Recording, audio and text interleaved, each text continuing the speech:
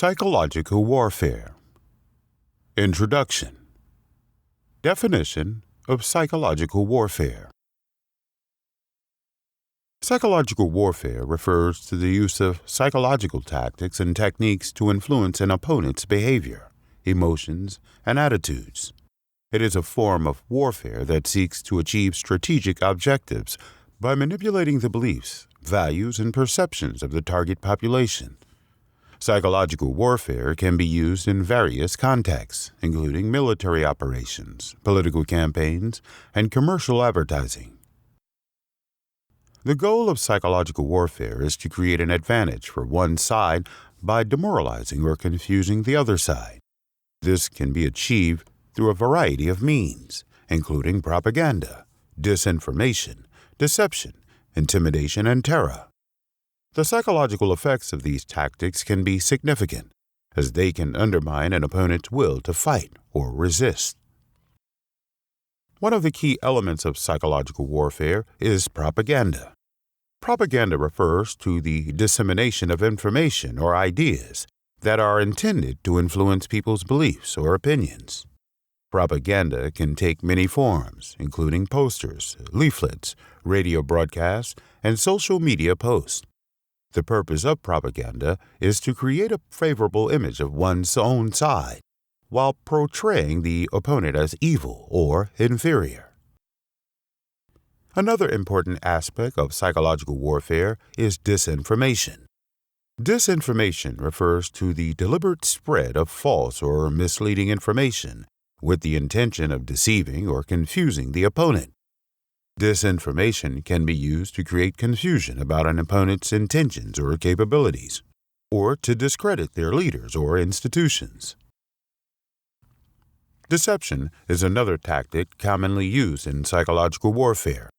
Deception involves creating a false impression or misleading an opponent in order to gain an advantage. Deception can take many forms, including feints, decoys, and false flag operations. Intimidation and terror are also common tactics used in psychological warfare. Intimidation involves threatening an opponent with violence or other harm in order to force them to comply with one's demands. Terror involves using violence or threats of violence against civilians in order to create fear and panic. Overall, psychological warfare is a complex and multifaceted phenomenon that can have significant effects on the outcome of conflicts. It is a powerful tool that can be used to achieve strategic objectives by manipulating the beliefs, values, and perceptions of the target population. Brief history of psychological warfare.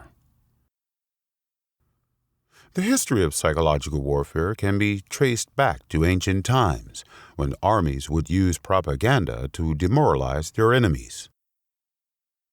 One of the earliest recorded instances of psychological warfare was during the Peloponnesian War between Athens and Sparta in 431 BC. The Athenians used propaganda to conceive the people of Melos to surrender, warning them that if they did not surrender, they would face annihilation. This tactic worked, and the people of Melos surrendered without a fight. The Trojan Horse. The Trojan War is a well-known story from Greek mythology, and one of the most famous examples of psychological warfare. According to legend, after 10 years of fighting, the Greeks constructed a giant wooden horse and left it outside the gates of Troy as a gift. The Trojans believed it was a peace offering and brought it inside the city walls. However, Greek soldiers were hiding inside the horse and emerged at night to attack and conquer Troy. During the Middle Ages, psychological warfare was used in the form of siege warfare. During a siege, armies would use various tactics to demoralize their opponents, such as building trebuchets and catapults to hurl diseased animals or corpses over the walls of a city. This was done to spread disease and fear among the population inside the city walls. In more recent times, psychological warfare has been used extensively during World War I and World War II. During World War I, Both sides use propaganda posters and leaflets to influence public opinion and recruit soldiers. In World War II, psychological warfare was used on a much larger scale. The Allies dropped millions of leaflets over Germany and Japan, urging civilians to surrender and warning them of the consequences if they did not. The Cold War saw an increase in psychological warfare between the United States and the Soviet Union. Both sides used propaganda to influence public opinion and sway neutral countries to their side. The United States also conducted covert operations in countries such as Iran and Guatemala to overthrow governments that were seen as a threat to American interests. In modern times, psychological warfare has taken on new forms with the advent of social media and the Internet. Governments and political organizations use social media platforms to spread propaganda and influence public opinion. The use of bots and fake accounts has made it easier to spread misinformation and manipulate public opinion. In conclusion, psychological warfare has a long and storied history, dating back to ancient times. It has been used in various forms throughout history, from siege warfare to modern-day social media campaigns. While the tactics used have evolved over time, the goal remains the same: to influence the emotions, beliefs, and behaviors of an enemy population. Importance of psychological warfare in modern times. One of the main reasons why psychological warfare is so important in modern times is because of the widespread use of technology and social media.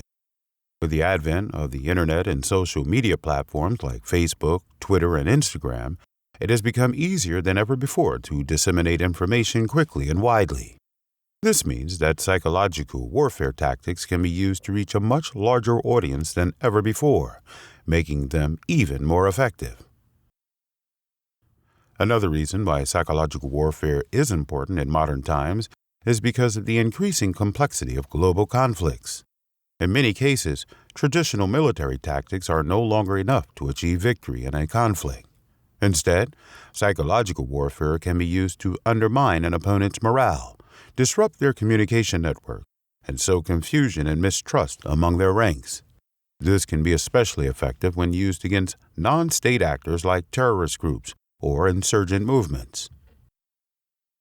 Finally, psychological warfare is important in modern times because of its potential to influence public opinion on a wide range of issues.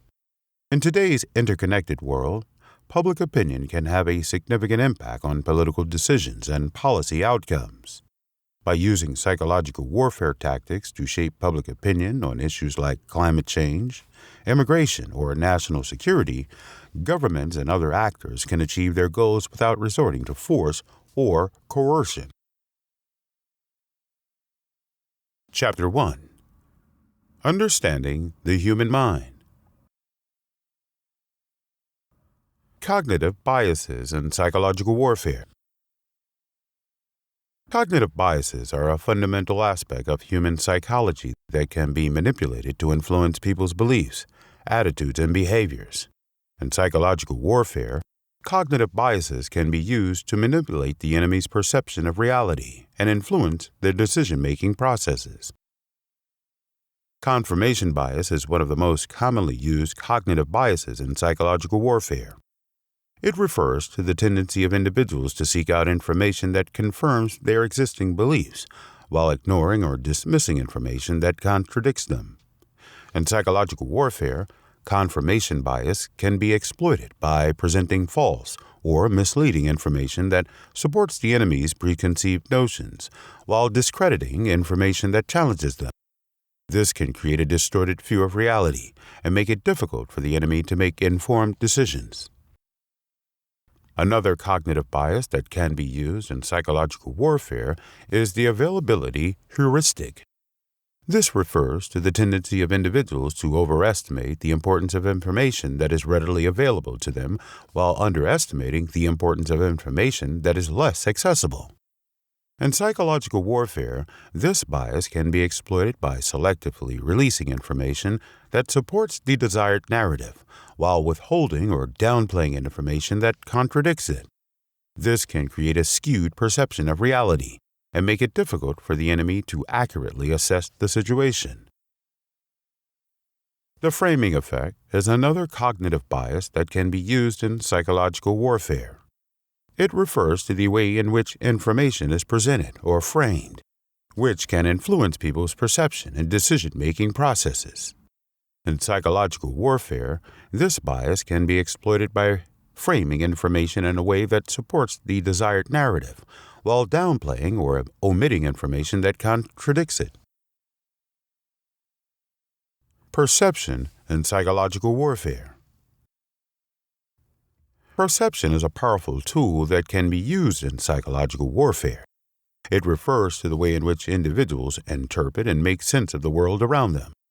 In psychological warfare, perception can be manipulated in order to influence an individual's behavior and decision-making processes.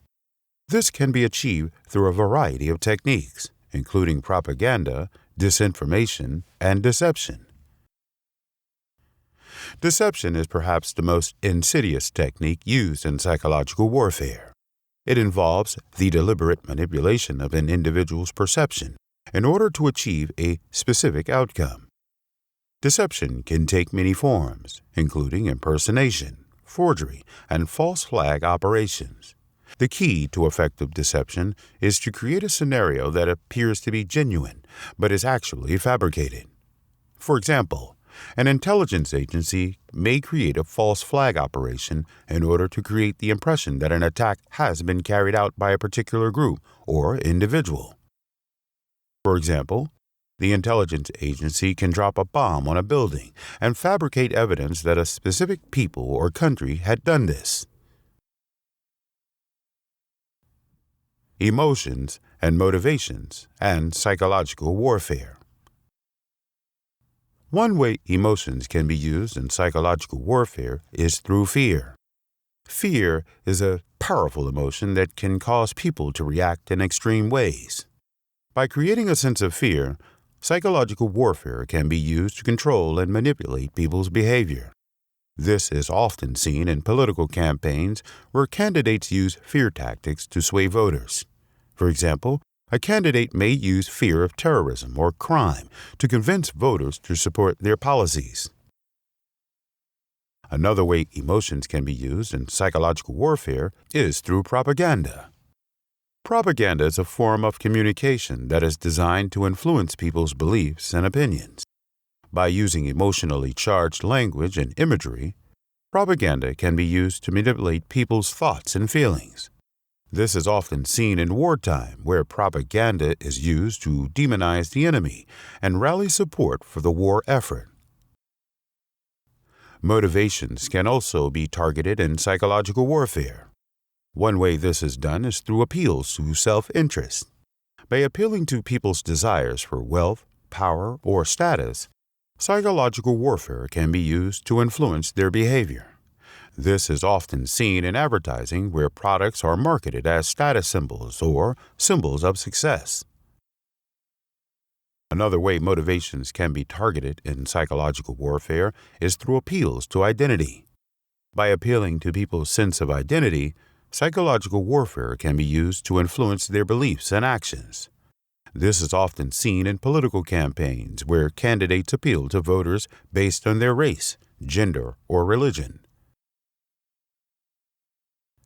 Group dynamics and social influence. One way that group dynamics can be used in psychological warfare is through the creation of a sense of group identity or belonging. This can be done by emphasizing commonalities among members of a group and highlighting differences between the group and outsiders. By creating a strong sense of group identity, individuals may be more likely to conform to the norms and values of the group, even if those norms and values go against their own beliefs or values. Social influence can also be used in psychological warfare by leveraging the power of conformity. Conformity refers to the tendency for individuals to adjust their attitudes, beliefs, and behaviors to align with those of a group. This can be done through various techniques, such as peer pressure or social proof. For example, if a person sees that everyone else in their group is behaving in a certain way, they may feel pressure to conform to that behavior, even if it goes against their own preferences. Chapter 2. The Art of Propaganda. Definition and types of propaganda. Propaganda is a form of communication that seeks to influence the attitudes, beliefs, and behaviors of a particular audience. It is often used in politics, advertising, and public relations to promote a particular agenda or point of view. Propaganda can be both overt and subtle, and it can take many different forms. There are several types of propaganda, including 1. White propaganda. Understanding the concept. White propaganda is a form of propaganda that involves transparently attributing information to a known source with the intention of influencing the audience towards a specific perspective or agenda. Unlike black propaganda, which spreads deliberate falsehoods without disclosing the true origin, white propaganda aims to influence by openly acknowledging the source of the information. This type of propaganda is characterized by its transparency and direct attribution to a specific entity or organization. Characteristics of white propaganda. 1. Transparency. White propaganda is openly attributed to a known source, allowing the audience to identify where the information is coming from. 2. Intent. The primary goal of white propaganda is to influence public opinion or perception in favor of the source's agenda or perspective. 3. Veracity. While white propaganda may present information in a biased manner, it typically does not involve spreading deliberate falsehoods or misinformation. Examples of white propaganda during World War II. During World War II, white propaganda was extensively used by the British government to inform and involve civilians in the war effort. Here are multiple examples of white propaganda initiatives undertaken during that time. 1. Ministry of Information Publication. The Ministry of Information played a crucial role in maintaining public morale and encouraging civilian participation in the war effort. Through various publications, it provided updates on positive developments, practical advice, and calls to action for citizens to contribute to the war. 2. Encouraging women in the workforce. One significant aspect of white propaganda during World War II was the encouragement of women to enter the workforce in roles traditionally held by men. Propaganda campaigns aimed at motivating women to take up jobs in factories, mines, transportation, and other essential sectors were part of the government's efforts to address labor shortages caused by men being away at war. 3. Practical advice campaigns.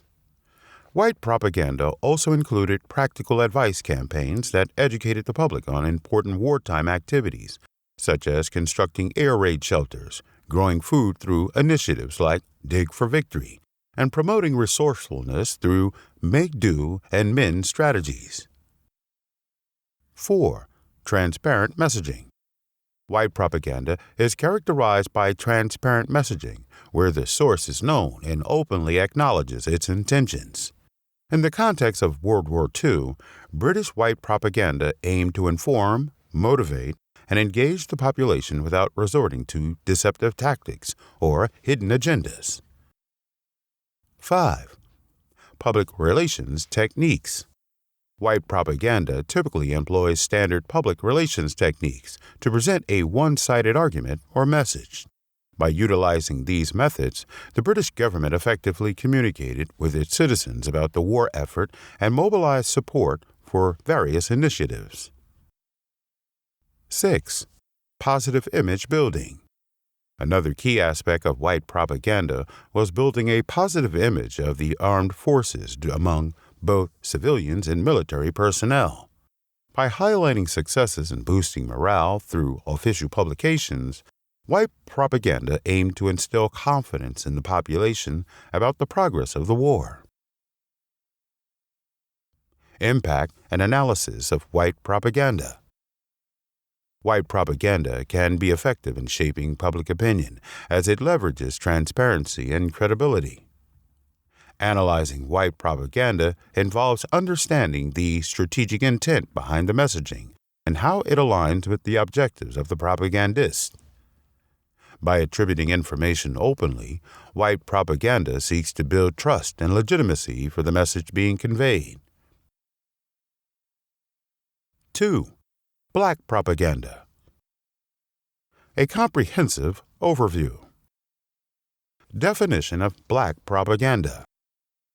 Black propaganda refers to the dissemination of false information or misleading content with the intention of deceiving, manipulating, or influencing audiences.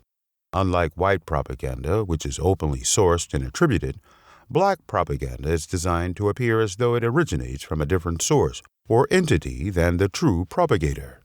It often aims to sow confusion, create distrust, or incite specific actions without revealing the true identity of those behind the messaging. Characteristics of black propaganda. 1. Deception. The primary characteristic of black propaganda is its deceptive nature. It deliberately misleads audiences by presenting false or distorted information, as if it were coming from a credible source.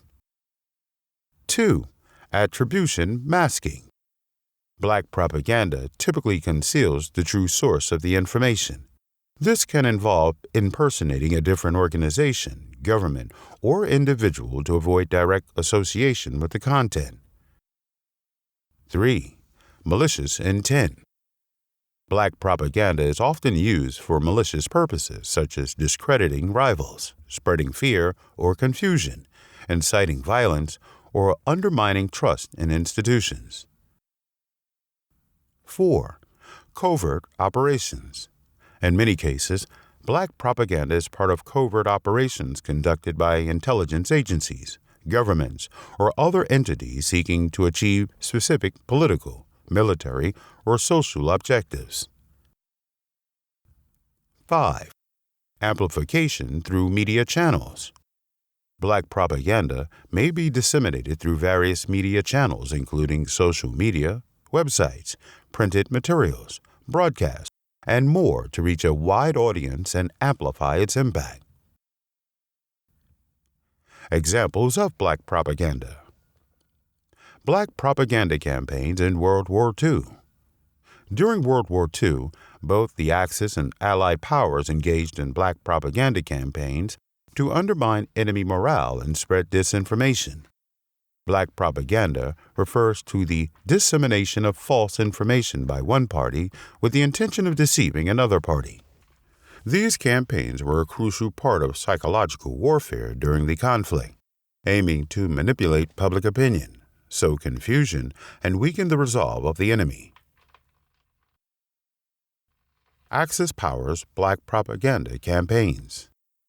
The Axis powers, primarily Germany and Japan, utilized black propaganda as a tool to demoralize their adversaries and create divisions within Allied countries. One notable example was Germany's creation of fake radio stations that purported to be operated by resistance groups in occupied territories. These broadcasts aimed to spread misinformation, sow distrust among Allied forces, and undermine support for the war effort. Another infamous tactic employed by the Axis powers was the distribution of forged documents and counterfeit currency behind enemy lines. By disseminating fake materials, they sought to create chaos, disrupt supply chains, and erode confidence in the legitimacy of Allied operations. Allied powers' black propaganda campaigns. On the other side, the Allied powers also engaged in black propaganda campaigns to counteract Axis messaging and boost their own war efforts. One of the most well-known examples was the British Political Warfare Executive, which specialized in producing deceptive content aimed at undermining enemy morale. The Allies used various mediums such as leaflets, radio broadcasts, and rumors to spread disinformation among Axis troops and civilians. These efforts often targeted specific vulnerabilities or fears within enemy populations to exploit psychological weaknesses and create dissent. Impact of Black Propaganda. The impact of Black propaganda during World War II was significant on both sides of the conflict. By manipulating information and spreading falsehoods, belligerents sought to gain strategic advantages by influencing public opinion and shaping perceptions of the war. These campaigns played a role in shaping attitudes towards the enemy, fostering distrust among populations, and contributing to an atmosphere of uncertainty and fear. While not always successful in achieving their intended goals, Black propaganda efforts were a key component of psychological warfare strategies during this tumultuous period in history. In conclusion, Black propaganda campaigns were a pervasive feature of World War II, as both Axis and Allied powers sought to leverage misinformation as a weapon of war. These efforts underscored the importance of psychological warfare in shaping perceptions and influencing outcomes on the battlefield. Black propaganda in the Cold War era. During the Cold War era, which lasted roughly from the end of World War II in 1945 to the collapse of the Soviet Union in 1991, both the United States and the Soviet Union engaged in extensive use of Black propaganda as a tool to influence public opinion and shape international perceptions. Black propaganda refers to covert operations, where false information is spread to deceive, mislead, or manipulate audiences without revealing the true source of the information. This type of propaganda was particularly prevalent during the Cold War due to the intense ideological and geopolitical rivalry between the two superpowers. Examples of Black propaganda. 1. Operation Infection. One notable example of Black propaganda during the Cold War was Operation Infection, a disinformation campaign orchestrated by the Soviet Union in the 1980s. The campaign aimed to spread false information that the United States had created and disseminated HIV/AIDS as a biological weapon. This misinformation was strategically planted in various media outlets around the world to undermine American credibility and sow discord. 2. Radio Free Europe, Radio Liberty. On the American side, Radio Free Europe and Radio Liberty were used as platforms for disseminating anti-Soviet propaganda throughout Eastern Europe during the Cold War.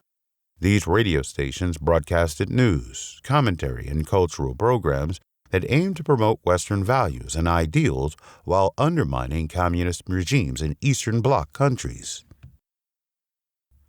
3. Operation Mockingbird. Operation Mockingbird was a clandestine program conducted by the CIA during the Cold War that involved manipulating domestic and foreign media outlets to disseminate propaganda favorable to U.S. interests. The operation sought to influence public opinion both domestically and internationally by planting false stories or shaping narratives that aligned with American foreign policy objectives. 4. KGB Active Measures. The KGB, the Soviet Union's intelligence agency, also engaged in extensive Black propaganda efforts during the Cold War through its Active Measures program. This program involved spreading disinformation, forgeries, and conspiracy theories to destabilize Western governments, discredit political opponents, and create confusion among enemy states. Impact of Black propaganda. The use of Black propaganda during the Cold War had far-reaching consequences on international relations, public perceptions, and global security. By manipulating information and shaping narratives through covert means, both superpowers sought to gain strategic advantages. weaken their adversaries, and control public opinion at home and abroad. In conclusion, black propaganda played a significant role in shaping perceptions and influencing public opinion during the Cold War era. Both the United States and the Soviet Union utilized deceptive tactics to advance their respective agendas on a global scale, highlighting how information warfare was a crucial component of this ideological conflict. Black propaganda in modern times. Modern-day instances include fake news websites spreading misinformation for political gain and foreign actors using social media platforms to manipulate public discourse in other countries. One of the most prominent examples of black propaganda in modern times is the use of fake news websites. These sites disseminate false information under the guise of being legitimate news sources. During the 2016 U.S. presidential election, Russian operatives created and used several fake news websites to spread misinformation and influence public opinion. For instance, the website DC Leaks claimed to be an independent hacktivist collective but was actually linked to Russian intelligence services. Another site, USA Radio Network, posed as a conservative American radio station, but was actually part of a Russian disinformation campaign. Another way black propaganda is used in modern times is through social media platforms. Foreign actors have been known to create fake accounts and use bots to manipulate public discourse in other countries. For example, during the 2014 Ukrainian crisis, Russian operatives used Twitter and Facebook to spread pro-Russian messages and sow discord among Ukrainian citizens. Similarly, during the 2019 Hong Kong protests, Chinese state media outlets used social media to promote pro-Beijing narratives and discredit the protesters' cause. These instances demonstrate how black propaganda continues to be a powerful tool in modern politics and diplomacy. By spreading false information and manipulating public discourse, actors can influence public opinion, sow confusion, and undermine trust in democratic institutions. Gray propaganda. Gray propaganda is a type of propaganda where the true source of information is not directly credited, and the sponsor's identity is concealed. It differs from black propaganda, which falsely attributes information to a different sponsor, and white propaganda, where the sponsor's identity is clear and motives are transparent. In gray propaganda, the lack of a clear source does not necessarily mean the information is inaccurate. It could be true or false. The aim of gray propaganda is to promote the viewpoint of the concealed sponsor in a way that is more acceptable to the target audience, leveraging seemingly neutral outlets for persuasion. Reported examples of gray propaganda.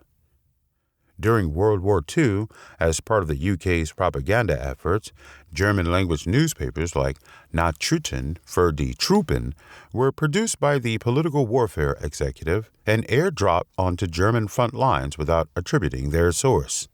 This allowed concealed sponsors to express views they couldn't do through legitimate British sources. In the Cold War era, both the United States and Soviet Union engaged in gray propaganda broadcasting. The U.S. supported radio stations like Radio Free Europe, Radio Liberty, transmitting broadcasts to Eastern Europe without revealing their true sponsors. Similarly, the Soviet Union funded Radio Peace and Freedom, aimed at Western audiences as part of its gray propaganda efforts. Examples of gray propaganda and how it was used. Gray propaganda involves communication from an unattributed or hidden source, where the true origin of the message is not disclosed. Here are multiple examples of gray propaganda and how it was used. Astroturfing. Astroturfing is a prime example of gray propaganda in the commercial sphere. It involves creating fake grassroots movements that appear to be spontaneous and driven by the public when, in reality, they are orchestrated by a hidden source. Companies or organizations may use astroturfing to create the illusion of widespread support for their products, services, or causes. By masking their involvement, these entities aim to influence public opinion without revealing their true motives. Edward Bernays campaign. Edward Bernays, known as the father of PR, employed various tactics that blurred the lines between white and gray propaganda. One notable example is his work for the tobacco industry during the women's suffrage movement. Bernays orchestrated a campaign to associate smoking with women's liberation by staging a parade where attractive women smoked publicly as a symbol of empowerment. By leveraging hidden sources and manipulating public perception, Bernays effectively promoted smoking among women without overtly disclosing the industry's involvement. Academic insights on gray propaganda. From a psychological perspective, wartime propaganda works by tapping into prejudices and stereotypes to demonize the enemy while portraying one side as wholly good.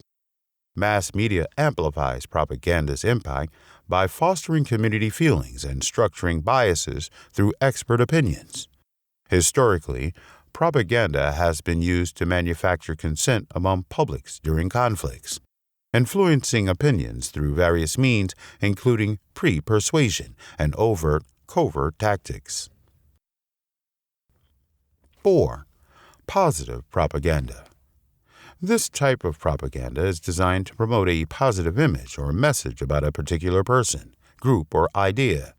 It is often used in advertising and public relations to create a favorable impression among the target audience. In today's world, dominated by democracy, the concept of propaganda often carries a negative connotation. However, it is essential to recognize that propaganda itself is a neutral term. According to J. Elu, a renowned sociologist, propaganda is simply a form of messaging used to spread specific ideas or beliefs. While historically associated with wartime and discrimination, propaganda can also be harnessed for positive purposes. Positive propaganda involves the systematic dissemination of information that promotes beneficial causes or values. It serves as a powerful tool for shaping public opinion and encouraging constructive behaviors within society. By leveraging various communication channels such as advertising, political speeches, TV shows, and news media, positive propaganda can effectively influence individuals towards adopting healthier lifestyles, supporting anti-discrimination initiatives, and advocating for social justice. One notable example of positive propaganda is the use of public service announcements to raise awareness about important issues such as smoking cessation, drug prevention, and environmental conservation. These campaigns aim to educate the public and inspire positive change by highlighting the benefits of making informed choices. During World War II, governments on both sides used propaganda posters to boost morale, encourage support for the war effort, and promote unity among citizens. These posters often featured powerful imagery and slogans aimed at inspiring patriotism and determination. Furthermore, positive propaganda can be utilized in educational settings to instill values of empathy, tolerance, and respect for others. Through curriculum design and classroom discussions, educators can leverage positive messaging to cultivate a culture of kindness and cooperation among students. 5. Negative propaganda refers to the dissemination of information that is biased or misleading with the intention of damaging the reputation of a person, group, or organization. This type of propaganda often aims to manipulate public opinion by spreading false or exaggerated claims. One example of negative propaganda is smear campaigns, where false accusations are spread about a political candidate to tarnish their image and reduce their chances of winning an election. These campaigns often rely on half-truths or completely fabricated stories to sway public opinion against the candidate. Another example is hate speech, which involves using derogatory language or stereotypes to incite hatred and discrimination against a particular group of people. Hate speech can be used as a form of negative propaganda to dehumanize certain individuals or communities and justify discriminatory actions against them. Fear-mongering is another common form of negative propaganda, where exaggerated threats are used to instill fear in the population and manipulate their behavior. Politicians and media outlets may use fear-mongering tactics to push for certain policies or actions by playing on people's anxieties and insecurities. In the age of social media, fake news has become a prevalent form of negative propaganda. False information is deliberately spread online to deceive readers and influence their beliefs. Fake news can have serious consequences, such as inciting violence or causing widespread panic. Overall, negative propaganda can have damaging effects on individuals and society as a whole by spreading misinformation, inciting hatred, and undermining trust in institutions. It is important for individuals to critically evaluate the information they consume and be aware of the potential biases present in media messages. Difference between black propaganda and negative propaganda. Black propaganda. Black propaganda is a form of propaganda that aims to create the impression that it was produced by a different source than its actual origin. The key characteristic of black propaganda is that the true source is concealed, and the audience is led to believe that the message comes from a different, often opposing entity. It involves spreading lies, fabrications, and deceptions while purporting to emanate from a source other than the real one. Black propaganda relies on the receiver's willingness to accept the credibility of the false source without realizing they are being influenced. Negative propaganda. Negative propaganda, on the other hand, focuses on discrediting or vilifying a particular individual, group, or idea openly without concealing the source. Unlike black propaganda, negative propaganda does not hide its origins and openly attributes the message to its true creator. Negative propaganda aims to tarnish the reputation or image of its target through direct criticism or negative portrayals without resorting to misrepresentation of the source. Difference. The primary distinction between black propaganda and negative propaganda lies in their approach to sourcing and transparency. Black propaganda disguises its origin to deceive the audience into believing it comes from a different entity, while negative propaganda openly attributes its messages without concealment. 6. Transfer propaganda. This type of propaganda uses symbols, images, or other associations to transfer positive or negative feelings from one thing to another. For example, a political candidate might use images of the American flag to associate themselves with patriotism and national pride. 7. Testimonial propaganda.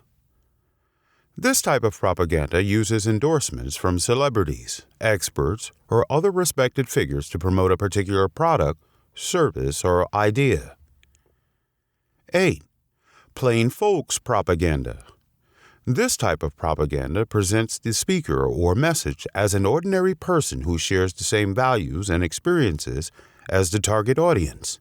It is often used in political campaigns to appeal to working-class voters. 9. Bandwagon propaganda. This type of propaganda encourages people to join a particular group or adopt a particular behavior because everyone else is doing it. It is often used in advertising and public relations to create a sense of social pressure and conformity. Techniques used in propaganda. Here are some of the most commonly used techniques. 1. Emotional appeals. Emotional appeals are designed to evoke strong feelings in the audience, such as fear, anger, or love. This technique can be used to manipulate people's emotions and create a sense of urgency or importance around a particular issue. 2. Name-calling. Name-calling is a technique that involves using derogatory or insulting names to describe an opponent or a group. This technique is often used in political campaigns to discredit opponents and create negative associations with certain groups or ideas. 3. Bandwagon. The bandwagon techniques involves creating the impression that everyone else is doing something, and therefore you should too. This technique is often used in advertising to create a sense of social pressure around a particular product or service. 4. Testimonials. Testimonials involve using endorsements from celebrities or other influential people to promote a product or idea. This technique is often used in advertising to create a sense of credibility and authority around a product. 5. Plain folks. The plain folks technique involves presenting oneself as an ordinary person who shares the same values and beliefs as the target audience. This technique is often used in political campaigns to create a sense of connection with voters. 6. Glittering generalities. Glittering generalities involve using vague, positive-sounding words or phrases to promote an idea or product without providing any specific information. This technique is often used in advertising to create a sense of positivity around a product. 7. Card stacking. Card stacking involves presenting only one side of an argument, while ignoring or downplaying any opposing viewpoints. This technique is often used in political campaigns to create a sense of certainty around a particular issue. 8. Transfer. The transfer technique involves associating a product or idea with a positive image or symbol, such as a flag or a celebrity. This technique is often used in advertising to create a sense of positivity and familiarity around a product. 9. Fear-mongering. Fear-mongering involves using fear to manipulate people's emotions and create a sense of urgency around a particular issue. This technique is often used in political campaigns to create a sense of danger or threat around an opponent or issue. 10. Scapegoating. Scapegoating involves blaming a particular group or individual for problems or issues, without any evidence to support the claim. This technique is often used in political campaigns to create negative associations with certain groups or ideas. 11. The use of credible sources. Messages that come from trusted sources, such as experts or respected organizations, are more likely to be believed by the public. This technique was used by cigarette companies in the mid-20th century when they employed doctors to endorse their products as safe. 12. Repetition. One key element of successful propaganda messaging is repetition. By repeating a message over and over again, it becomes ingrained in people's minds, and they begin to accept it as truth. This technique was used by Nazi Germany with their slogan, "One people, one empire, one leader," which was repeated in speeches, posters, and other forms of media. Examples of successful propaganda campaigns. A successful propaganda campaign can be defined as one that achieves its intended goals, whether they are political, social, or commercial. In this text, we will explore some of the most successful propaganda campaigns in history and analyze what made them effective. One of the most successful propaganda campaigns in history was the Nazi propaganda machine during World War II. The Nazis used a variety of techniques to promote their ideology and demonize their enemies. They used posters, films, radio broadcasts, and newspapers to spread their message. One of the key factors in their success was the use of repetition. They repeated their messages over and over again until they became ingrained in people's minds. They also used emotional appeals, such as fear and hatred, to stir up strong feelings in their audience. Another successful propaganda campaign was the "I Want You" poster campaign during World War I. The poster featured Uncle Sam pointing directly at the viewer with the words, "I want you for U.S. Army," written underneath. The poster was simple yet powerful, and it appealed to people's sense of patriotism and duty. It was so effective that it has become an iconic image of American propaganda. In more recent times, one of the most successful propaganda campaigns has been Apple's Think Different campaign. The campaign featured a series of ads that showcased famous historical figures who had changed the world through their innovative thinking.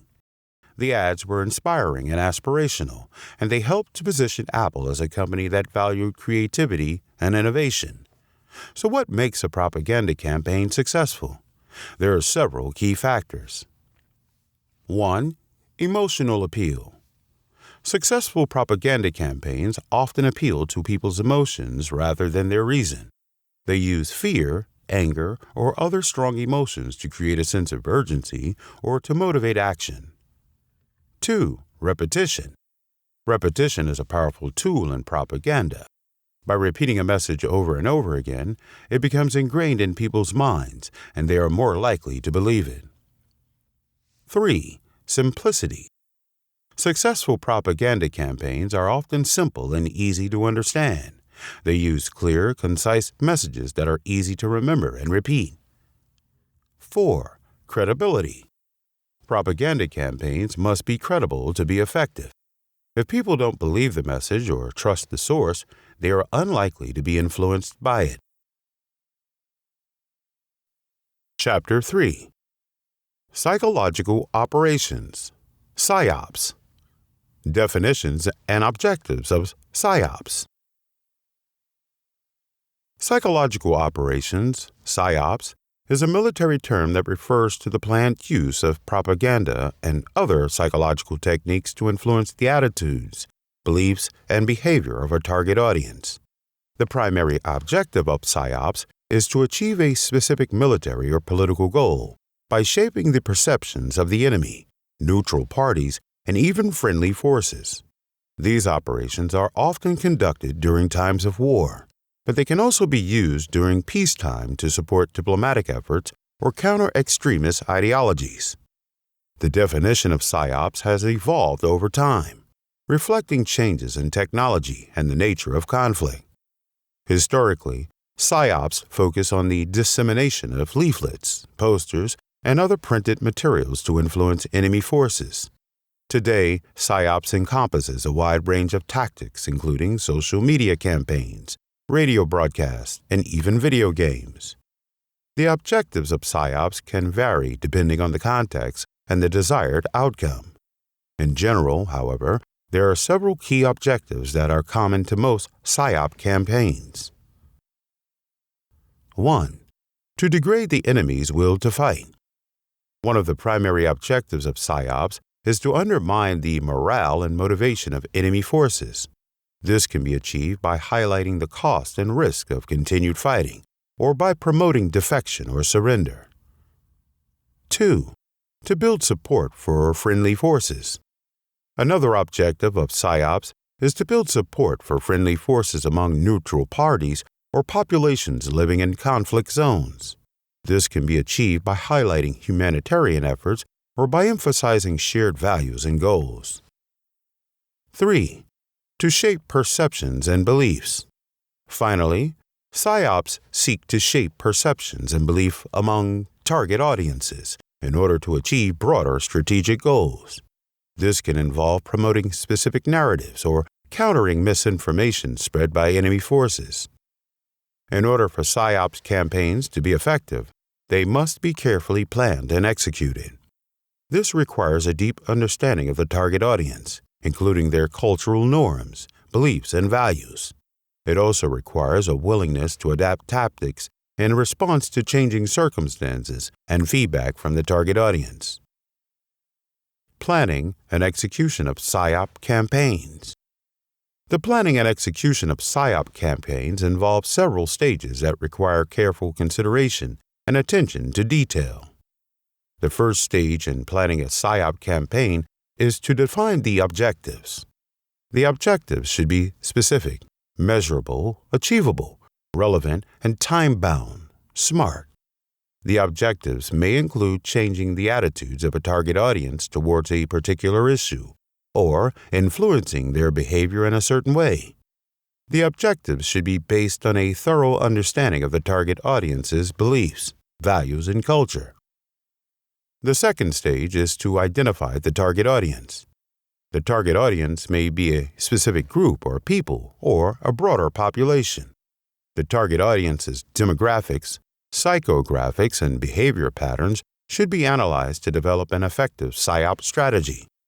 The analysis should include factors such as age, gender, education level, income level, geographic location, and cultural background. The third stage is to develop the PSYOP message. The message should be tailored to the target audience and designed to achieve the campaign's objectives. The message should be clear, concise, and persuasive. It should appeal to the emotions of the target audience and address their needs and concerns. The message may be delivered through various channels such as radio, television, social media, or print media. The fourth stage is to select the PSYOP delivery method.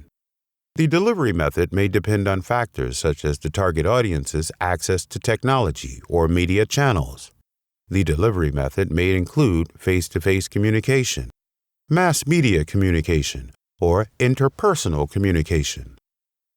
The fifth stage is to execute the PSYOP campaign. Execution involves implementing the PSYOP strategy through various channels and monitoring its effectiveness. Monitoring involves tracking the target audience's response to the message and making adjustments to the strategy as needed. The planning and execution of PSYOP campaigns require a multidisciplinary approach that involves experts in psychology, communication, and cultural studies. The success of a PSYOP campaign depends on careful planning, effective messaging, and proper execution. Case studies of successful PSYOP campaigns. Over the years, there have been several successful PSYOP campaigns that have achieved their intended goals. Here are some case studies of successful PSYOP campaigns. 1. Operation Mincemeat. This was a PSYOP campaign during World War II that aimed to deceive the Germans about the Allies' invasion plans for Europe. The British government planted false information on a dead body that was washed ashore in Spain, which suggested that the Allies were planning to invade Greece and Sardinia instead of Sicily. The Germans fell for the deception and diverted their troops away from Sicily, which allowed the Allies to invade without much resistance. 2. Radio Free Europe, Radio Liberty. This was a PSYOP campaign that was launched during the Cold War to counter Soviet propaganda in Eastern Europe. The campaign involved broadcasting news and information that was censored or suppressed by the Soviet authorities. The broadcast helped to promote democracy and freedom in Eastern Europe and contributed to the eventual collapse of the Soviet Union. 3. Hearts and Minds. This was a PSYOP campaign during the Vietnam War that aimed to win the support of the Vietnamese people for the American cause. The campaign involved providing aid and assistance to local communities, promoting economic development, and building schools and hospitals. The campaign helped to improve the lives of many Vietnamese people and contributed to a decline in support for the Viet Cong. 4. Coca-Cola's Share a Coke campaign. Coca-Cola's Share a Coke campaign is an example of a successful commercial PSYOP campaign. The campaign involved replacing the Coca-Cola logo on bottles with popular first names. The objective was to encourage people to buy Coca-Cola as a way of sharing it with friends and family members whose names appeared on the bottles. The campaign was highly successful, with sales increasing by 2.5% in Australia alone. 5. Click It or Ticket campaign. The Click It or Ticket campaign is a PSYOP campaign conducted by the National Highway Traffic Safety Administration in the United States. The objective of the campaign was to increase seatbelt usage among drivers and passengers. The NHTSA used billboards, radio ads, and social media to promote seatbelt usage and warn people of the consequences of not wearing a seatbelt. The campaign was highly successful, with seatbelt usage increasing from 58 to 85% in some states. These are just a few examples of successful PSYOP campaigns. Other notable campaigns include the Battle of Algiers during the Algerian War, where French forces used PSYOP tactics to defeat the Algerian insurgency, and the Shock and Awe campaign during the Iraq War, where the U.S. military used PSYOP tactics to intimidate and demoralize the Iraqi military. The shock and awe tactic is a military strategy that aims to intimidate and demoralize the enemy through a display of overwhelming force and firepower. The term shock and awe was popularized during the 2003 invasion of Iraq, where the United States used the tactic as a means of quickly defeating Saddam Hussein's regime. The concept of shock and awe dates back to ancient times, where armies would use displays of strength and power to intimidate their enemies. In modern times, shock and awe has been used in a variety of conflicts, including the Gulf War, the war in Afghanistan, and the war on terror. The goal of shock and awe is to achieve rapid dominance over an adversary by using overwhelming force and superior technology.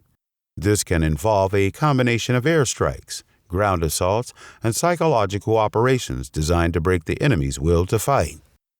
One of the key elements of shock and awe is the use of precision-guided munitions, which allow military forces to target specific enemy positions with extreme accuracy.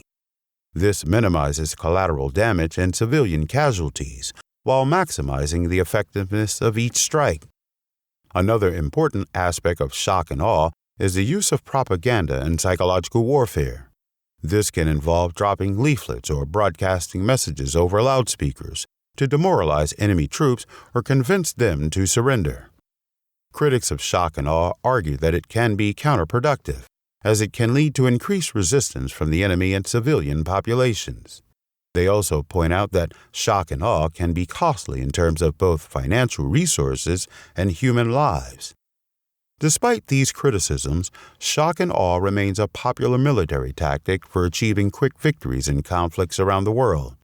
It continues to be studied by military strategists and historians as a means of understanding how modern warfare is conducted. Chapter 4.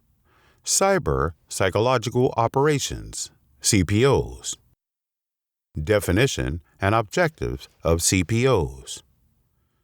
Cyber psychological operations, CPOs, refer to the use of digital technologies and social media platforms to influence the behavior, attitudes, and perceptions of individuals or groups.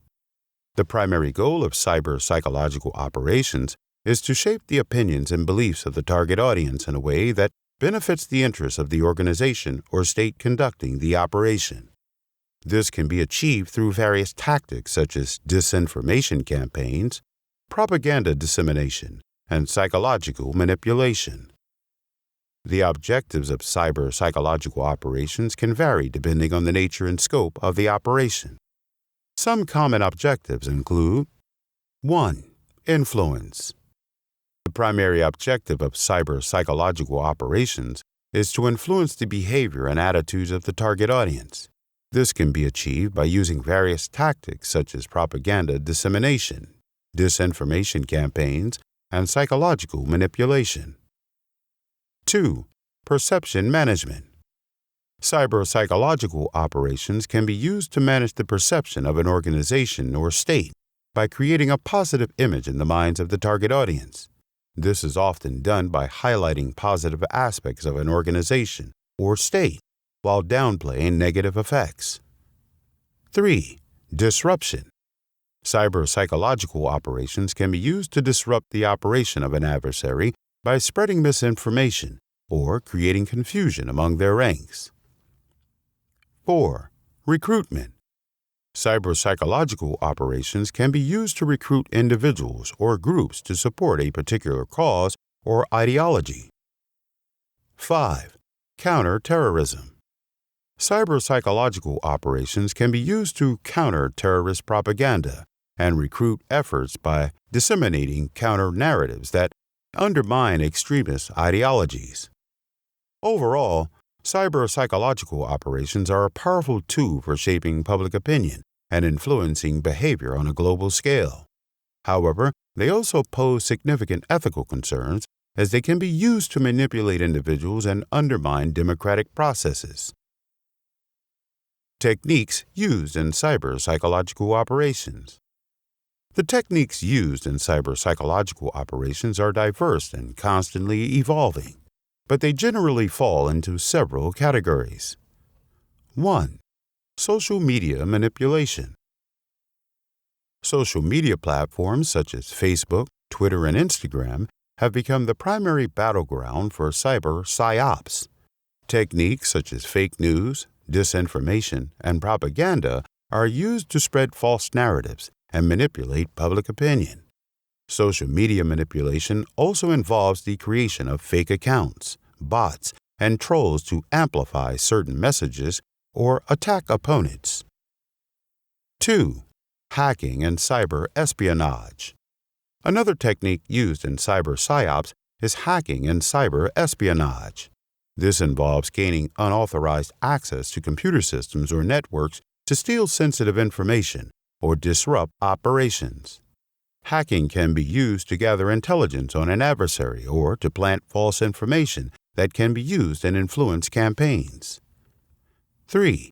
Phishing and spear phishing.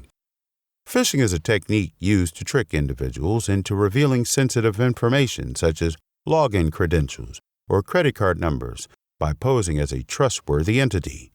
Spear phishing is a more targeted version of phishing that is aimed at specific individuals or groups. This technique is often used in cyber psyops to gain access to sensitive information or to deliver malware. 4. Deep fakes. Deep fakes are manipulated videos or images that use artificial intelligence to create realistic-looking content that is actually fake. These can be used in cyber psyops to spread false information or discredit opponents. 5. Gamification. Gamification involves using game-like elements such as rewards and challenges to influence behavior. This technique can be used in cyber psyops to encourage individuals to take certain actions or adopt certain beliefs. 6. Personalization. Personalization involves tailoring messages and content to specific individuals based on their interests, preferences, and behaviors. This technique can be used in cyber psyops to create a sense of connection and trust with individuals, making them more susceptible to influence. 7. Data analytics. Data analytics involves using big data and machine learning algorithms to analyze large amounts of data to identify patterns and predict behavior. This technique can be used in cyber psyops to target specific individuals or groups with tailored messages and content. Examples of successful CPO campaigns. In recent years, there have been several examples of successful CPO campaigns that have had significant impacts on their targets. One example of a successful CPO campaign is the Russian interference in the 2016 U.S. presidential election. The Russian government used social media platforms such as Facebook, Twitter, and Instagram to spread disinformation and propaganda with the aim of influencing the election outcome in favor of Donald Trump. The Russian operatives created fake accounts and groups to amplify divisive messages on issues such as immigration, race, and religion. They also hacked into the Democratic National Committee's email servers and leaked sensitive information to damage Hillary Clinton's campaign. The impact of this CPO campaign is still being studied, but it is believed to have contributed to Trump's victory. Another example of a successful CPO campaign is the Chinese government's use of social media to manipulate public opinion on Hong Kong protests in 2019. The Chinese operatives used Twitter and Facebook to spread false information about the protests, portraying them as violent and chaotic. They also created fake accounts and bots to amplify pro-China messages and discredit the protesters. This CPO campaign was aimed at shaping global opinion on the protests and preventing international support for the pro-democracy movement. A third example of a successful CPO campaign is the Islamic State's ISIS use of social media to recruit fighters and spread its ideology. ISIS operatives used platforms such as Twitter, Facebook, and Telegram to disseminate propaganda videos, images, and messages that glorified violence and promoted their extremist views. They also used these platforms to communicate with potential recruits and coordinate attacks. This CPO campaign was aimed at recruiting new members and spreading fear among their enemies. A fourth example is the Iranian cyber psyops against Saudi Arabia. The Iranian government has been using cyber psyops to undermine the Saudi Arabian government and promote its own interests in the region. They have used social media to spread false information about Saudi Arabia's leadership and support anti-government protests. How porn can be used in psychological warfare. It has been reported that porn can be used as a tool for psychological manipulation and exploitation. One way porn can be used in psychological warfare is through the distribution of sexually explicit material to enemy troops or civilians. Such material can create feelings of shame, guilt, and moral conflict, which can weaken an individual's resolve and lead to demoralization. This tactic has been used in conflicts such as the Gulf War and the Bosnian War.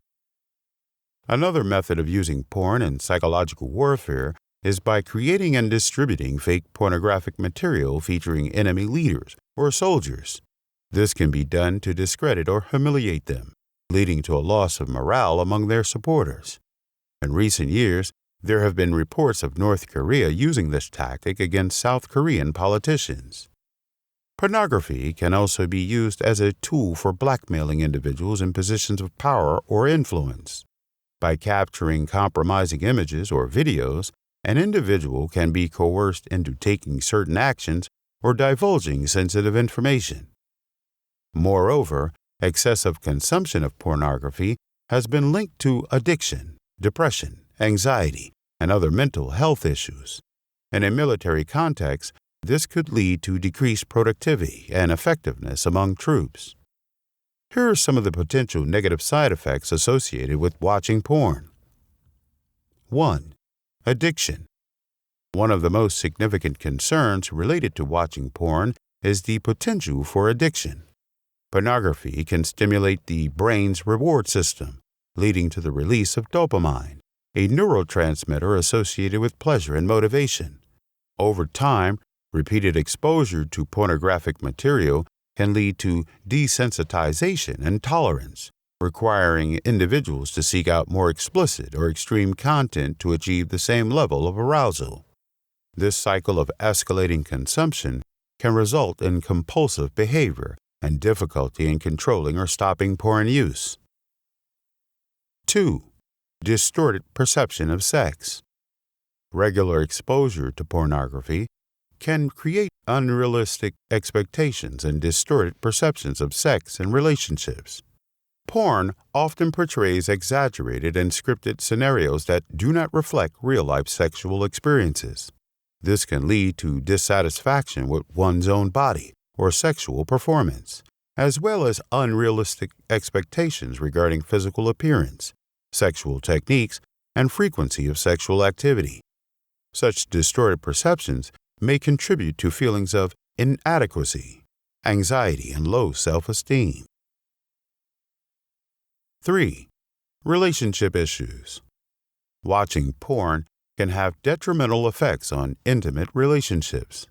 For some individuals, excessive consumption of pornography may lead to a decreased interest in or satisfaction with real-life sexual encounters with their partner. This can result in emotional distance, reduced intimacy, and even relationship dissatisfaction or infidelity. Additionally, secrecy or dishonesty about porn use can erode trust between partners. 4. Negative impact on mental health. Research suggests that excessive pornography consumption may be associated with various mental health issues.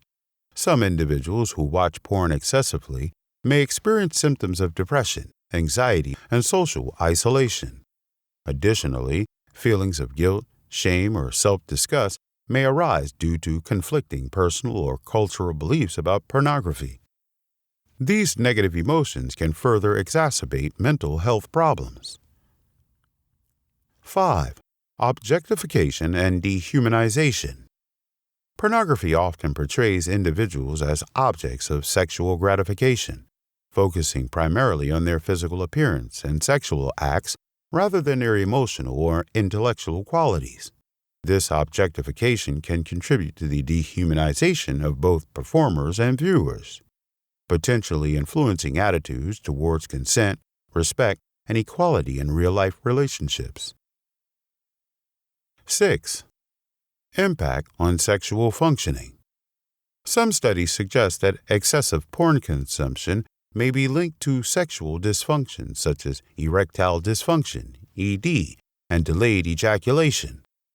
The constant exposure to highly stimulating and unrealistic sexual content can desensitize individuals to real-life sexual stimuli, making it more challenging for them to become aroused or maintain arousal during intimate encounters. 7. Escalation to illegal or harmful content. For some individuals, regular exposure to pornographic material may lead to a desensitization effect, causing them to seek out more extreme or illegal content to maintain the same level of arousal. This can include non-consensual or violent pornography, which not only perpetuates harmful behaviors but also contributes to the demand for exploitative industries. Chapter 5. The Art of Deception. Understanding the Psychology of Deception. The psychology of deception is a complex and multifaceted topic that has been studied extensively by psychologists and other experts in the field. Deception can take many forms, from lying and cheating to manipulating and withholding information. It is a common human behavior that can have significant consequences for individuals and society as a whole. One of the key factors that contribute to deception is the desire to gain an advantage or avoid negative consequences. People may lie or withhold information in order to protect themselves, gain power or control over others, or avoid punishment or criticism. Deception can also be motivated by a desire to maintain social relationships or avoid conflict. One of the primary motivations for deception is self-protection. People may lie or withhold information to avoid punishment, criticism, or negative consequences. In some cases, deception can be a form of self-preservation, such as when someone lies to protect their reputation or avoid harm. However, habitual lying can lead to a lack of trust and damage relationships over time. Another motivation for deception is gaining an advantage over others. This can be achieved by manipulating information or presenting oneself in a favorable light. For example, job applicants may exaggerate their qualifications to increase their chances of getting hired. In business settings, companies may misrepresent their products or services to attract more customers. Politicians may use deceptive tactics to gain public support and win elections. Deception can also be used as a form of manipulation or control over others. This can involve using false information to influence someone's beliefs or actions. For example, cult leaders may use deceptive tactics to recruit new members and control their behavior. In romantic relationships, one partner may deceive the other to maintain power or control over the relationship. The psychology of deception involves several cognitive processes, including perception, attention, memory, and reasoning. People's ability to detect deception depends on their cognitive abilities and the context in which it occurs. Some people are better at detecting lies than others, while some situations make it easier to deceive others. Research has shown that there are several psychological factors that can influence the likelihood of deception. These include personality traits such as narcissism, Machiavellianism, and psychopathy, as well as situational factors such as the presence of authority figures or the perceived importance of the situation. Deception can have significant consequences for both individuals and society. In personal relationships, it can erode trust and lead to feelings of betrayal and resentment. In business and politics, it can result in financial losses, legal repercussions, and damage to reputations. Deception can also have broader societal impacts, such as undermining democratic institutions and eroding public trust in science and other sources of information. Effective deception strategies. Here are the 10 most effective deception tactics used in psychological warfare. 1. Disinformation. This tactic involves spreading false or misleading information to confuse, mislead, or distract the enemy. Disinformation can be spread through various channels, including social media, news outlets, and propaganda. 2. False flag operations. A false flag operation involves carrying out an attack or other action while making it appear as though it was carried out by another group or country. This tactic is often used to justify military action against an enemy. 3. Camouflage. Camouflage is a tactic that involves blending in with the environment to avoid detection. This can be achieved through the use of disguises, hiding in plain sight, or using natural cover. 4. Decoy operations. Decoy operations involve creating a fake target or objective to distract the enemy from the real target or objective. This tactic is often used in military operations to divert attention away from the main objective. 5. Misdirection. Misdirection is a tactic that involves directing an opponent's attention away from the real objective or target. This can be achieved through the use of distractions, false leads, or other means. 6. Feints. A feint is a deceptive movement or action designed to mislead an opponent. This tactic is often used in combat to create openings for attack or to draw an opponent into a trap. 7. Sabotage. Sabotage involves damaging or destroying an opponent's equipment, infrastructure, or other resources. This tactic can disrupt an opponent's ability to function effectively and can create chaos and confusion. 8. Cyber attacks. Cyber attacks involve using technology to disrupt an opponent's computer systems, networks, or other digital infrastructure. This tactic can be used to steal information, spread disinformation, or cause other types of damage. 9. Psychological manipulation. Psychological manipulation involves using emotional or psychological tactics to influence an opponent's behavior. This can include using fear, guilt, or other emotions to control an opponent's actions. 10. Bribery. Bribery involves offering something of value to an opponent in exchange for their cooperation or loyalty. This tactic can be used to gain access to sensitive information or to turn an opponent into a double agent. Case studies on deception tactics that mislead and confuse the enemy. Case studies on deception tactics have been conducted throughout history, with many successful examples of how deception can be used to win battles. One of the most famous examples of deception in warfare is Operation Fortitude during World War II. This was a massive deception plan that aimed to convince the Germans that the Allies would invade Europe at a location other than Normandy.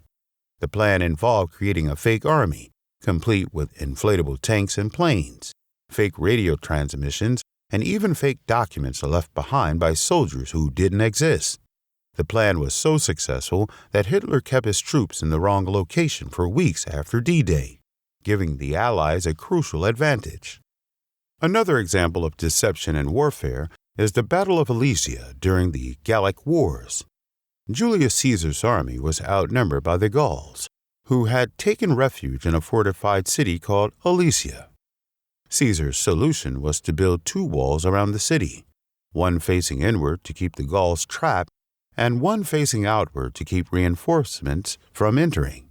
However, he knew that the Gauls would try to break through the walls, so he built a 3rd wall behind the first 2, facing outward. This way, when the Gauls attacked, they were met with a surprise attack from Caesar's troops from behind. In more recent times, during Operation Desert Storm in 1991, General Norman Schwarzkopf used deception tactics to mislead Iraqi forces about where his troops were located. He created a massive left hook maneuver that involved sending troops far out into the desert to make it appear as though they were going to attack from an unexpected direction. Meanwhile, his main force attacked from another direction entirely, catching the Iraqis off guard and leading to a quick victory. Chapter 6. Influence on Decision-Making. How psychological warfare affects decision-making. Psychological warfare can have a significant impact on an individual's decision-making process by altering their perceptions and attitudes towards certain ideas or concepts. One way psychological warfare affects decision-making is by creating fear and anxiety. Fear can be a powerful motivator, and when individuals feel threatened or vulnerable, they may be more likely to make decisions that are not in their best interest. For example, during wartime, propaganda is often used to create fear and anxiety among the enemy's population. This fear can lead to irrational decision-making, such as surrendering or fleeing rather than fighting. Another way psychological warfare affects decision-making is by using persuasion techniques. Persuasion involves appealing to an individual's emotions and beliefs to influence their decision-making process. This can be done through various methods, including propaganda, advertising, and political campaigning. By using persuasive techniques, individuals may be more likely to make decisions that align with the message being presented. Psychological warfare also affects decision-making by altering an individual's perception of reality. By presenting a distorted view of reality, individuals may be more likely to make decisions that are not based on factual information. For example, during political campaigns, candidates may use misleading information or propaganda to sway voters' opinions. This can lead to voters making decisions based on false information rather than facts. Overall, psychological warfare can have a significant impact on an individual's decision-making process by manipulating their emotions, beliefs, and values. It is important for individuals to be aware of these tactics and to critically evaluate the information presented to them before making any decisions. Case studies on the influence of psychological warfare on decision-making.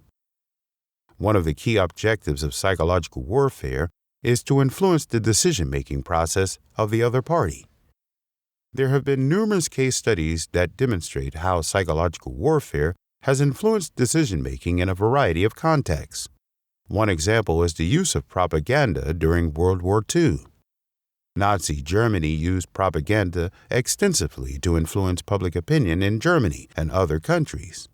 The propaganda was designed to create a sense of unity and national pride among Germans, while demonizing Jews and other groups that were deemed undesirable. This propaganda campaign helped to build support for the Nazi regime and its policies, including the Holocaust. Another example of psychological warfare is the use of disinformation during the Cold War. Both the United States and the Soviet Union engaged in a campaign of disinformation in order to influence public opinion and decision-making in their respective countries. The goal was to create a sense of fear and uncertainty among the population, which would make it easier for leaders to justify their policies and actions. In more recent times, psychological warfare has been used in political campaigns around the world. For example, during the 2016 U.S. presidential election, there were allegations that Russian operatives used social media platforms to spread disinformation and propaganda in order to influence the outcome of the election. Chapter 7. Countermeasures against psychological warfare. Strategies to counteract propaganda and PSYOP campaigns. With the rise of social media and other digital platforms, these tactics have become even more prevalent and sophisticated. To counteract propaganda and PSYOP campaigns, individuals and organizations can employ a variety of strategies. 1. Education and awareness. One of the most effective ways to counter propaganda and PSYOP campaigns is through education and awareness. By educating people about the tactics used in these campaigns, they can become more aware of when they are being targeted. This can include teaching critical thinking skills, media literacy, and how to fact-check information. 2. Fact-checking. Another strategy is to fact-check information before sharing it. Many propaganda campaigns rely on spreading false information or misinformation to achieve their goals.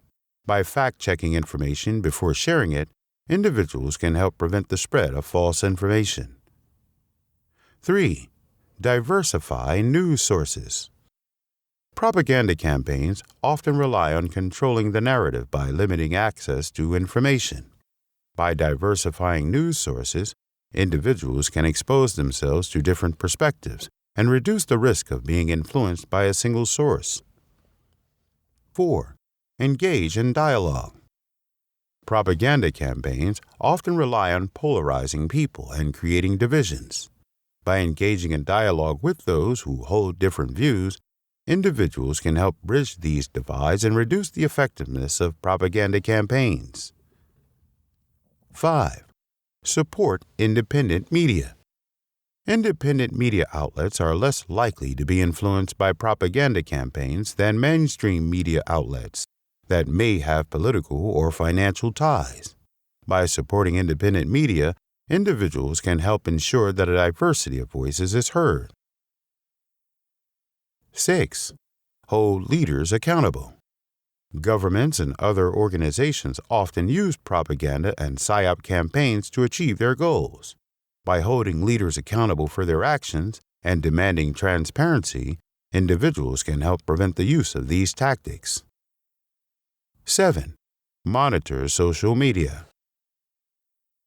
Social media platforms have become major battlegrounds for propaganda and psyop campaigns. By monitoring social media for false information or suspicious activity, individuals can help prevent the spread of propaganda. Developing resilience against CPO attacks. 1. Stay informed. Keep up to date with the latest news and trends in cybersecurity and psyops. Follow reputable sources such as government agencies, security firms, and academic researchers. 2. Verify information. Before sharing or acting on information online, verify its authenticity and credibility. Check the source, date, and context of the information. 3. Use strong passwords. Create strong passwords for all your online accounts and use different passwords for each account. Consider using a password manager to help you manage your passwords. 4. Enable two-factor authentication. Enable two-factor authentication on all your online accounts that offer it. This adds an extra layer of security to your accounts. 5.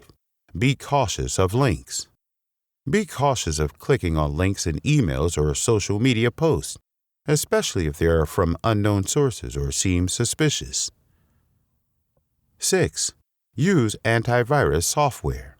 Install antivirus software on your computer and keep it up to date.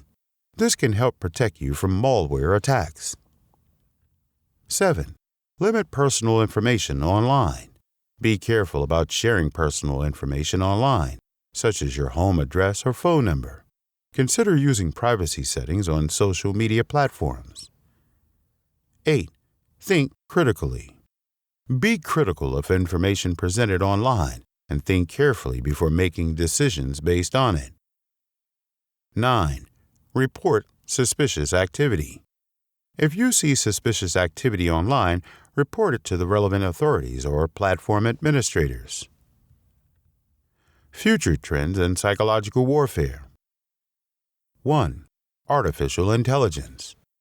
The future trend on psychological warfare using AI is a growing concern for many experts in the field of military and national security. With the rapid advancement of technology, artificial intelligence, AI, is becoming increasingly sophisticated and capable of manipulating human behavior on a large scale. This has led to the development of new tactics and strategies that can be used in psychological warfare, which is the use of psychological methods to influence an opponent's behavior, emotions, and decision-making processes. One of the most significant trends in psychological warfare using AI is the use of social media platforms to spread disinformation and propaganda.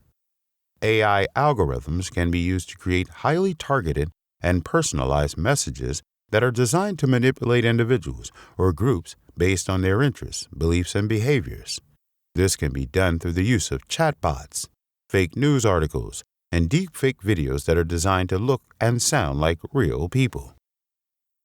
Another trend in psychological warfare using AI is the use of predictive analytics to identify potential targets for manipulation. By analyzing large amounts of data from social media, search engines, and other online sources, AI algorithms can identify patterns in behavior that can be used to predict how individuals are likely to react to certain stimuli. This information can then be used to create personalized messages that are designed to influence their behavior. Finally, there is also a growing concern about the use of autonomous weapons, systems in psychological warfare. These systems are designed to operate without human intervention and can be programmed to target specific individuals or groups based on their behavior or other characteristics. While these systems are still in the early stages of development, there is a growing concern that they could be used for nefarious purposes if not properly regulated. While there are many potential benefits to using AI in psychological warfare, there are also significant risks that must be addressed to ensure that these technologies are used ethically and responsibly. Virtual reality. VR provides an immersive experience that can be used to manipulate people's perceptions and emotions in ways that were previously impossible. One of the most significant future trends in psychological warfare using VR is the development of hyperrealistic simulations.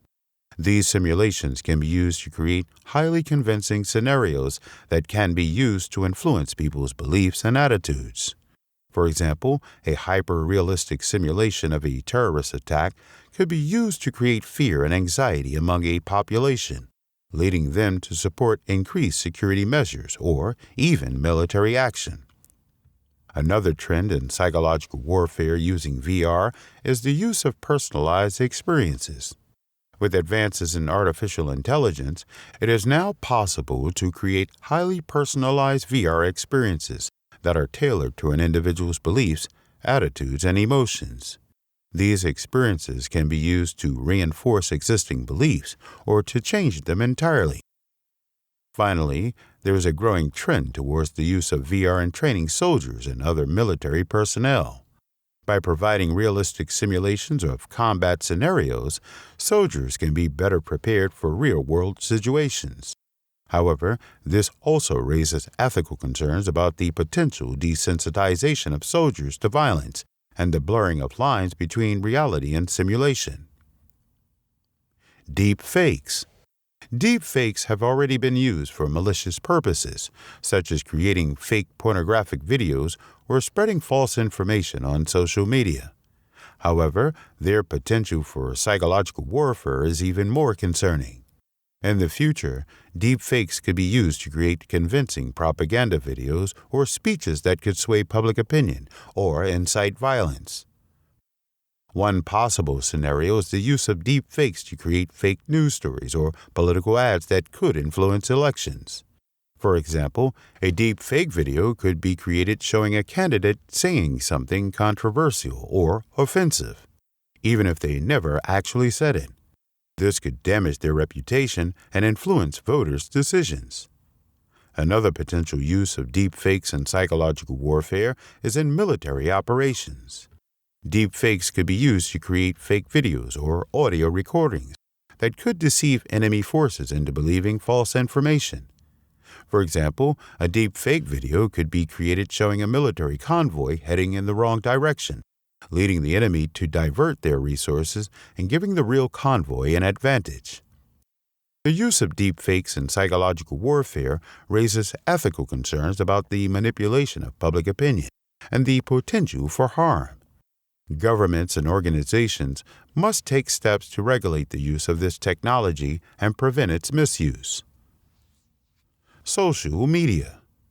One of the key trends in psychological warfare using social media is the use of bots and fake accounts to spread propaganda and disinformation.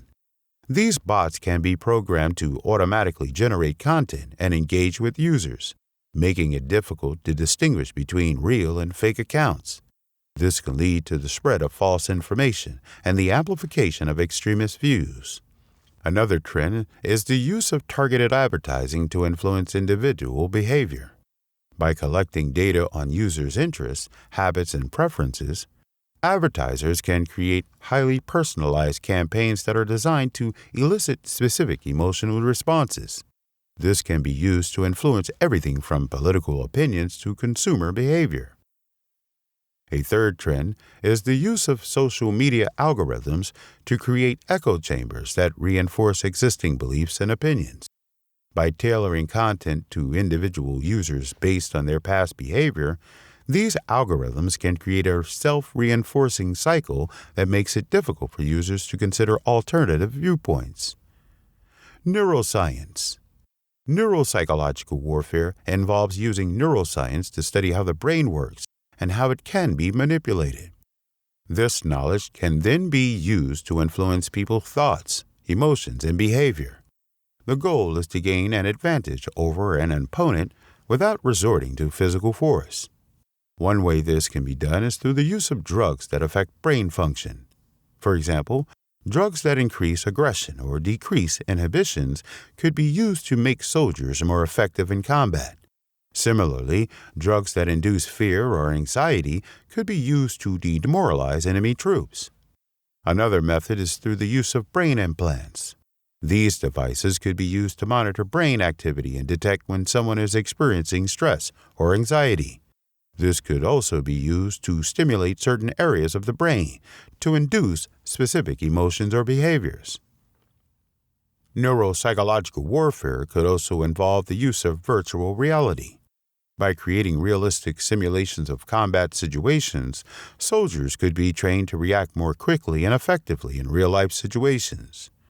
Virtual reality could also be used to desensitize soldiers to violence and make them more willing to engage in combat.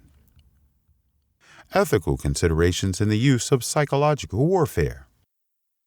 While psychological warfare can be used for legitimate purposes such as countering extremist ideologies or promoting public health campaigns, it can also be misused to manipulate or deceive people for political or military gain.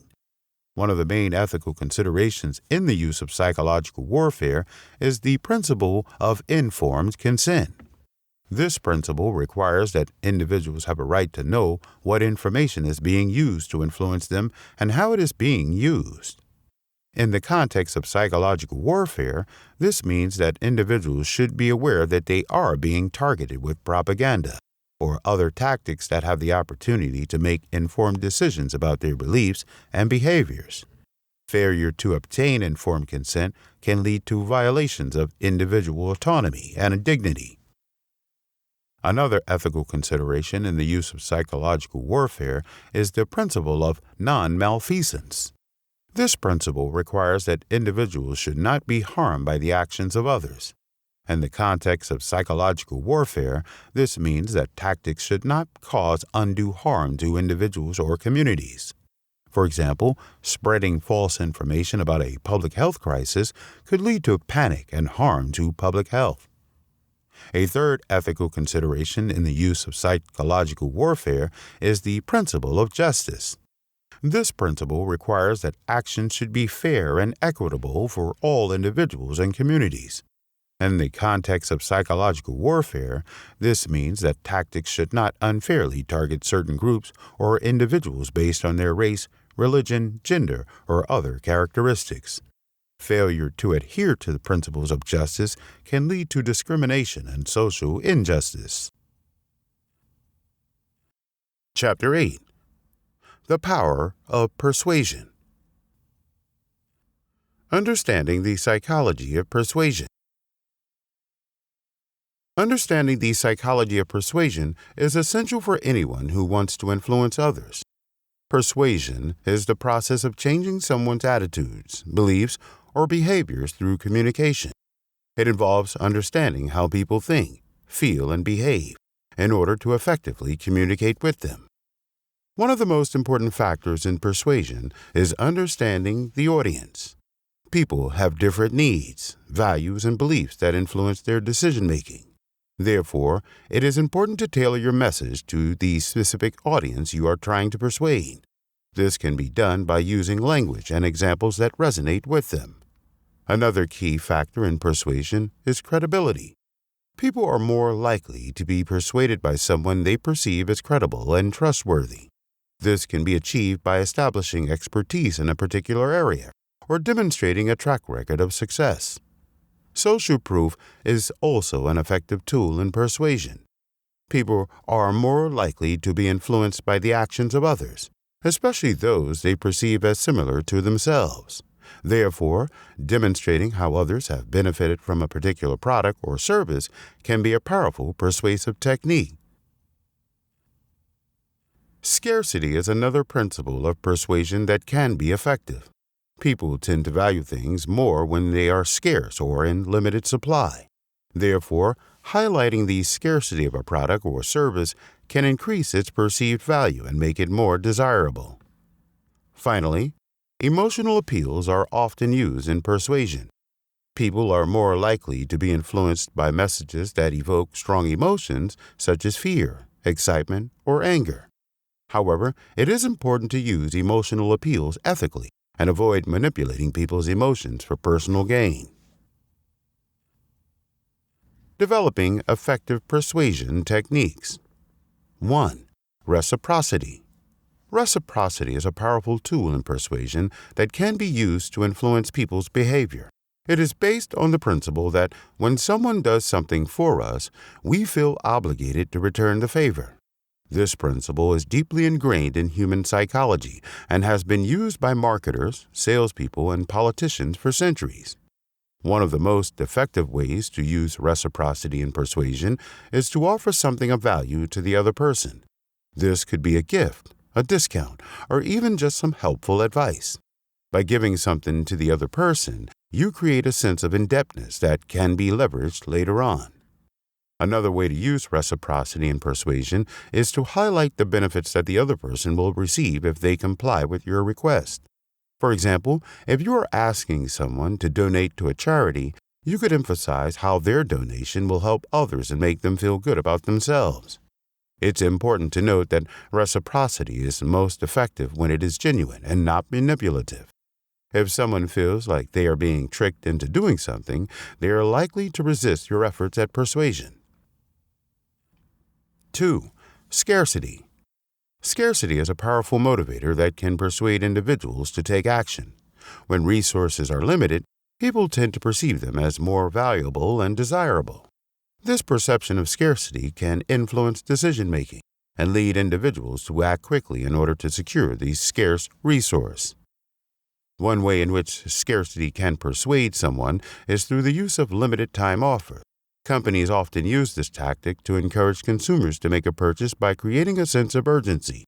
For example, a retailer may offer a discount on a product for a limited time only, or a service provider may offer a free trial that expires after a certain period. By creating a deadline for the offer, the company is able to tap into the consumer's fear of missing out, FOMO, and motivate them to take action before it's too late. Another way in which scarcity can persuade someone is through the use of exclusivity. When something is perceived as rare or exclusive, it can be more desirable to individuals. For example, luxury brands often limit the number of items produced or create limited edition products in order to create a sense of exclusivity and desirability. This can lead consumers to be willing to pay more for the product or service, as they feel that they are getting something that is unique and special. Finally, scarcity can also persuade someone through social proof. When something is perceived as popular or in high demand, individuals may be more likely to want it for themselves.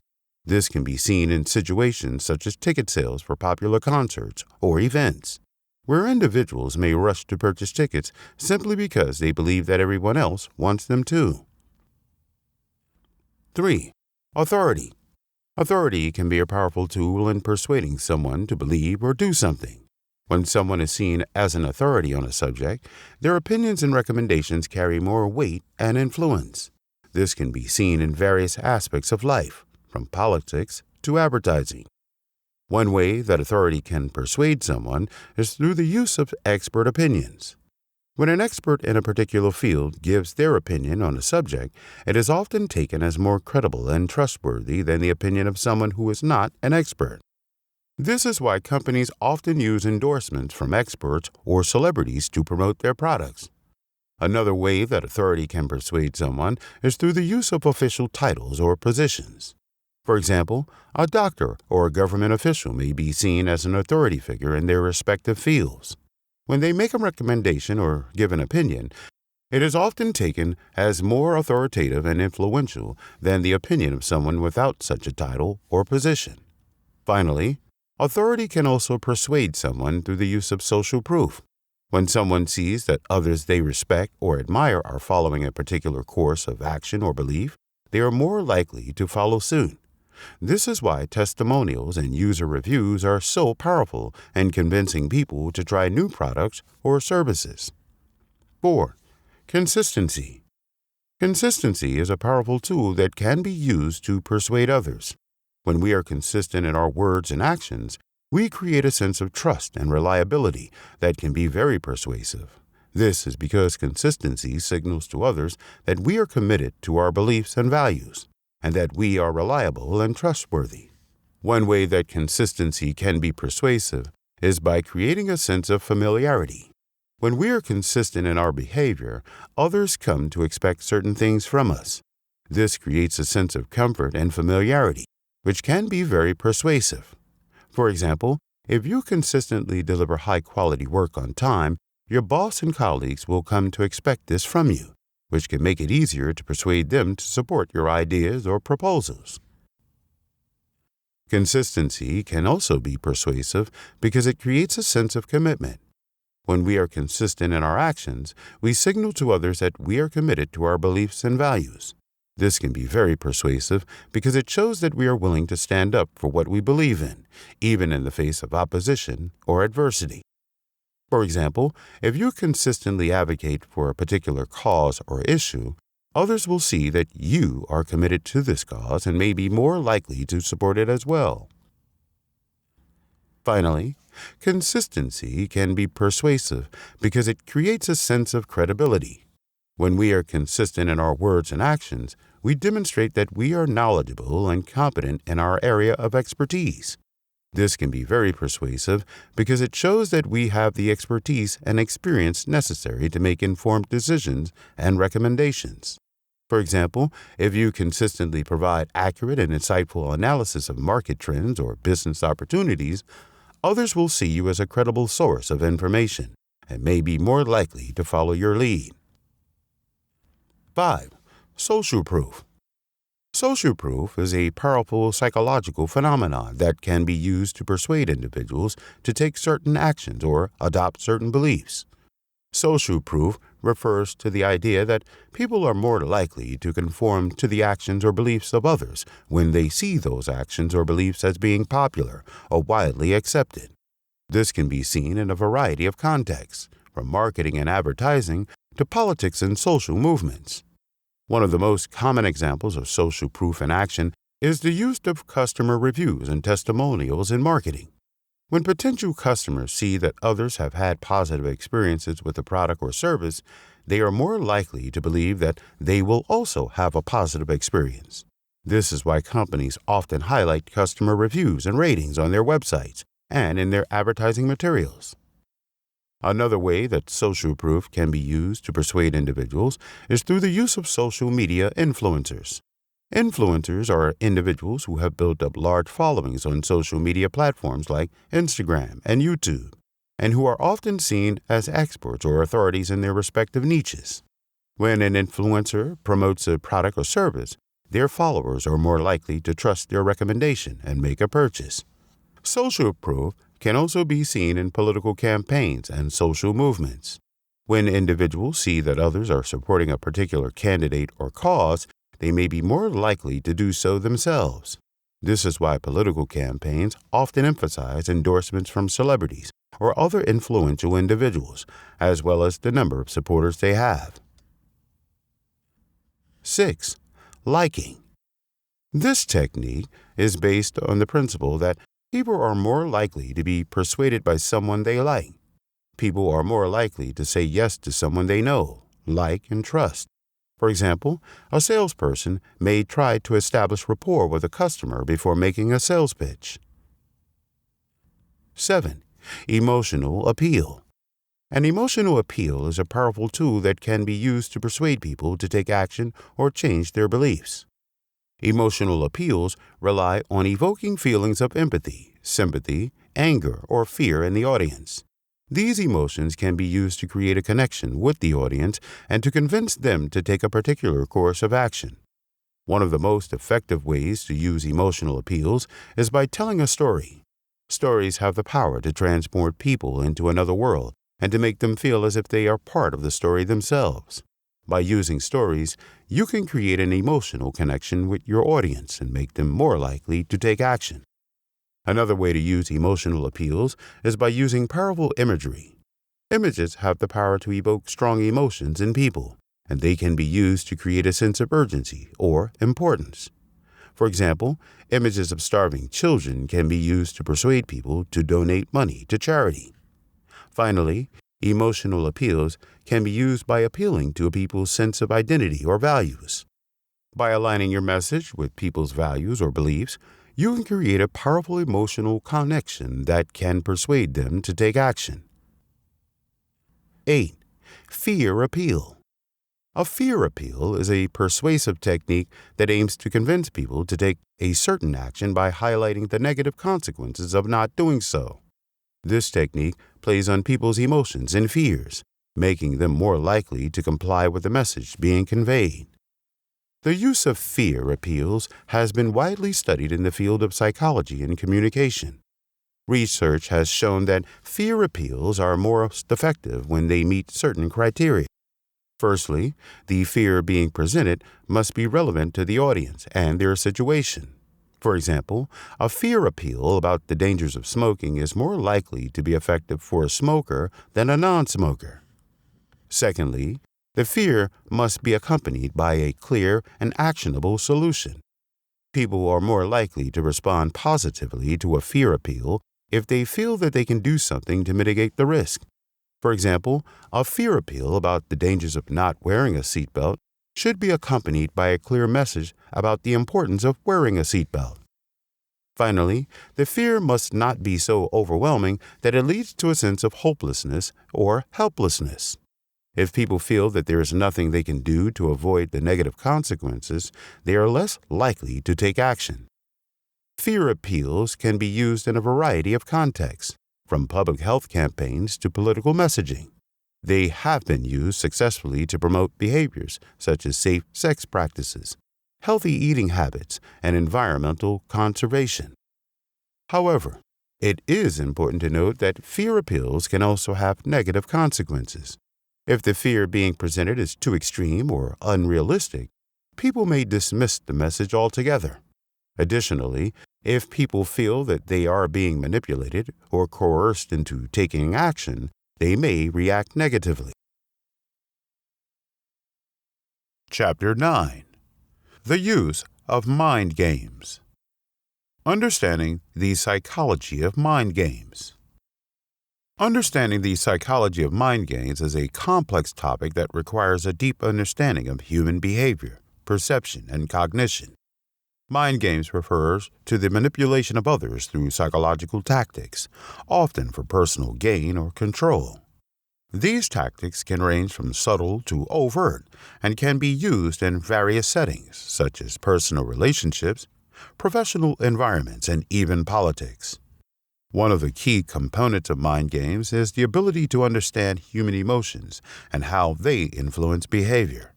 Emotions can be powerful drivers of behavior, and those who understand how to manipulate them can gain an advantage in many situations. For example, a person may use flattery to make someone feel good about themselves, which can increase their willingness to comply with requests or demands. Another important aspect of mind games is the ability to read body language and nonverbal cues. This skill allows individuals to interpret subtle signals and adjust their behavior accordingly. For example, a person may use mirroring techniques to build rapport with someone by mimicking their body language and speech patterns. One common type of mind game is gaslighting, which involves manipulating someone's perception of reality. Gaslighting often involves denying or distorting facts or events in an attempt to make the victim doubt their own memory or sanity. This tactic can be particularly damaging in personal relationships where trust is essential. Other types of mind games include guilt tripping, projection, and triangulation. Guilt tripping involves using emotional appeals to make someone feel guilty or responsible for something they did not do.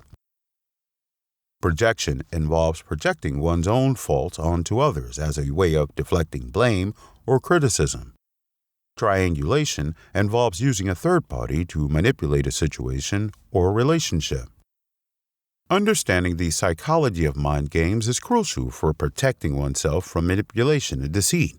By recognizing the tactics used in mind games, individuals can develop strategies for responding effectively and maintaining control over their own thoughts and behaviors. Effective mind game strategies. Here are some effective mind game strategies. 1. Gaslighting. This is a psychological manipulation technique that makes the victim question their own sanity. The manipulator may deny certain events or facts or make the victim doubt their own memory or perception of reality. 2. Reverse psychology. This strategy involves telling someone to do the opposite of what you actually want them to do in order to get them to do what you want. For example, if you want your child to clean their room, you might tell them not to clean it. 3. Mirroring. This technique involves mimicking someone's behavior or body language in order to build rapport and gain their trust. 4. Foot in the door.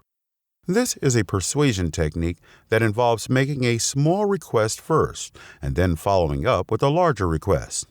The idea is that the person is more likely to agree to the larger request after already agreeing to the smaller one.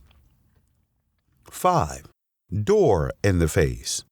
This is the opposite of foot in the door. It involves making a large request first and then following up with a smaller request. The idea is that the person is more likely to agree to the smaller request after rejecting the larger one. 6. Anchoring. This technique involves using a specific number or piece of information as a reference point for negotiations or decision-making. For example, if you're selling a car, you might start by asking for a higher price than you actually want in order to anchor the buyer's expectations. 7. Social proof. This strategy involves using other people's behavior as evidence for why someone should do something. For example, if you're trying to convince someone to try a new restaurant, you might mention that it's always busy and has great reviews. 8. Scarcity. This technique involves creating a sense of urgency or scarcity around something in order to make it more desirable. For example, if you're selling a product, you might say that there are only a limited number available. 9. Projection.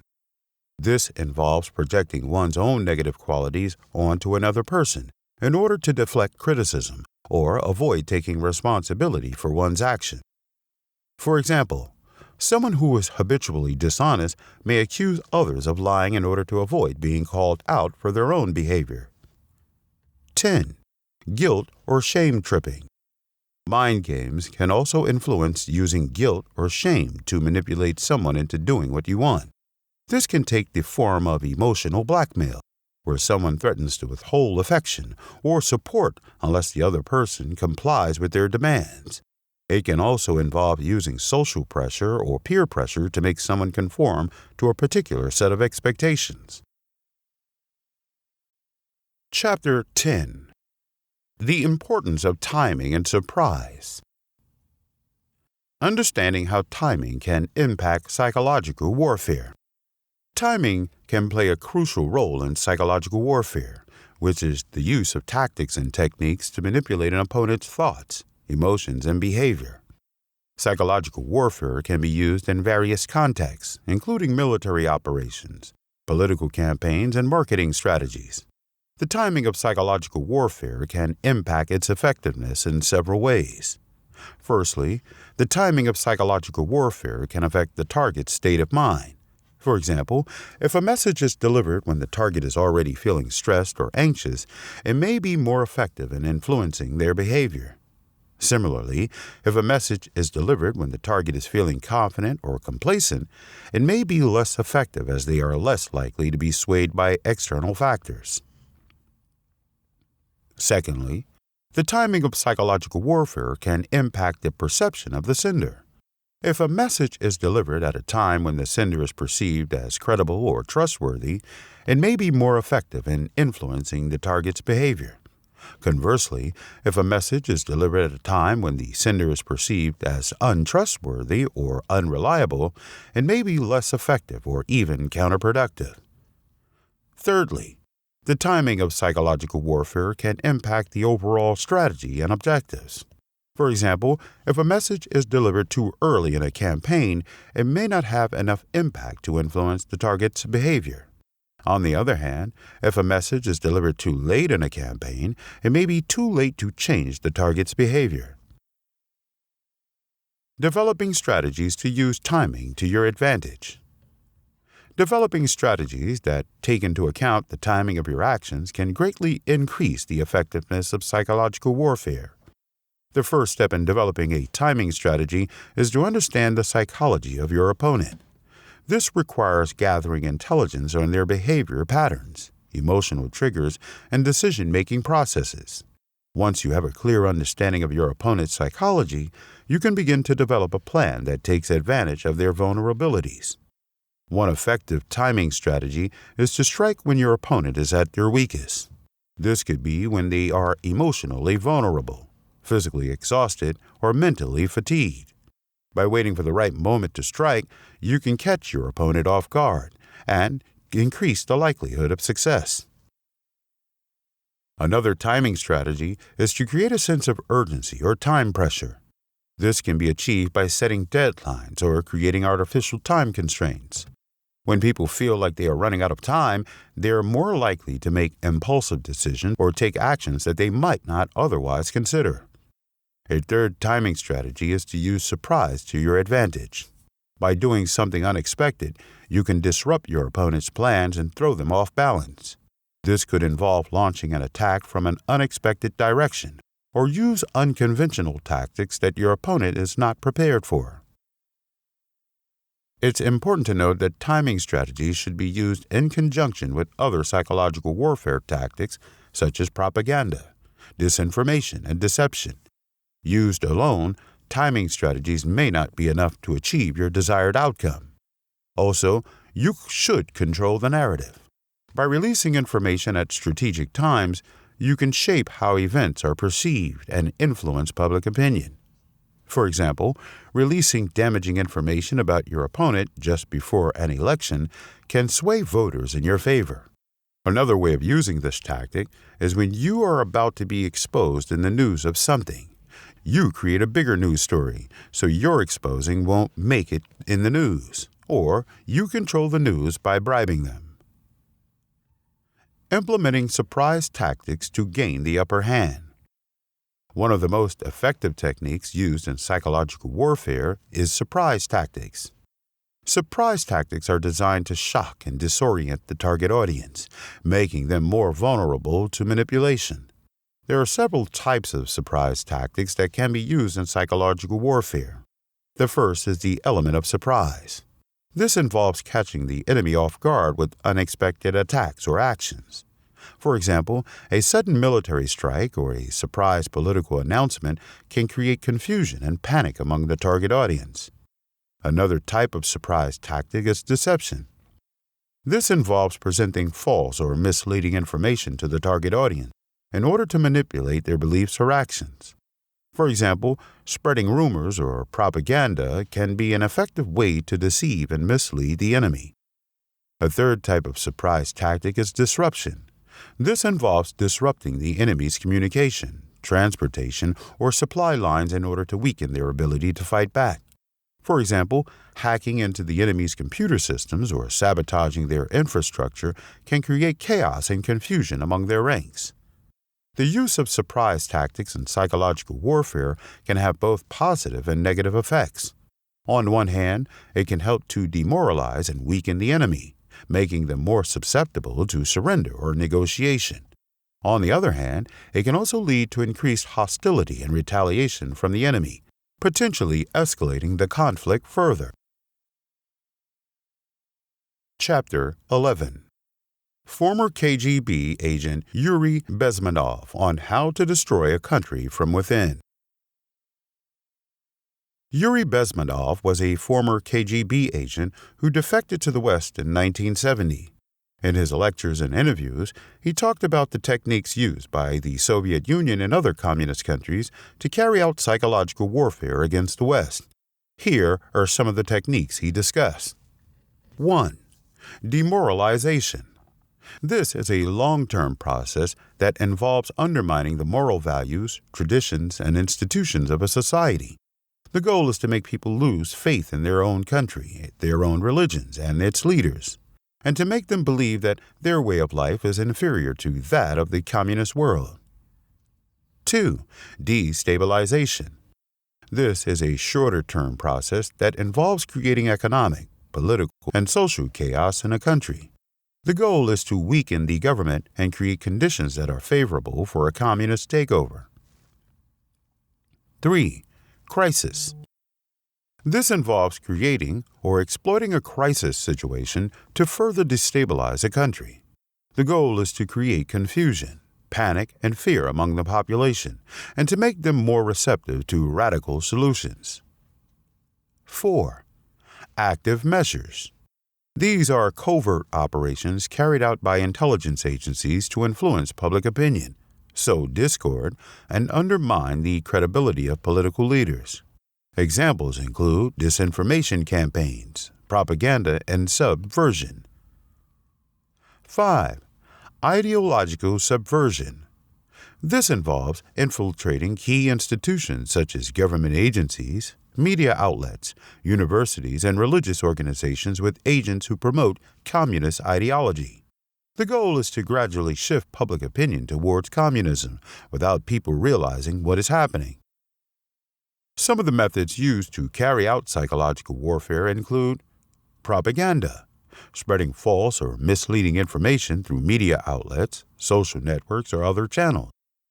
Disinformation, spreading deliberately false information in order to confuse or mislead people.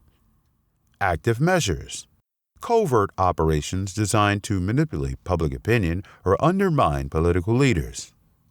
Subversion, infiltrating key institutions with agents who promote communist ideology. Espionage, gathering intelligence on political leaders, military capabilities, and other sensitive information.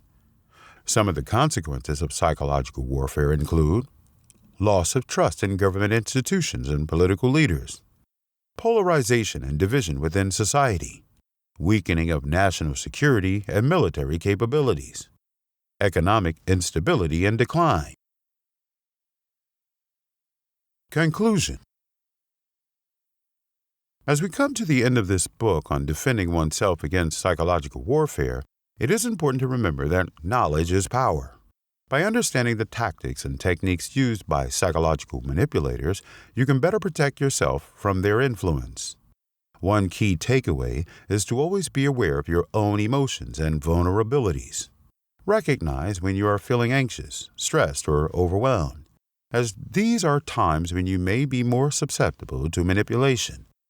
Take steps to manage your emotions, such as practicing mindfulness or seeking support from friends and family. Read your Bible and get to know the truth. Be aware of the enemy and his tactics. Read books about war and how to defend yourself against it. To defeat your enemy, you have to become your enemy. You have to know the enemy and his tactics to defend yourself. Another important strategy is to stay informed and educated about current events and issues.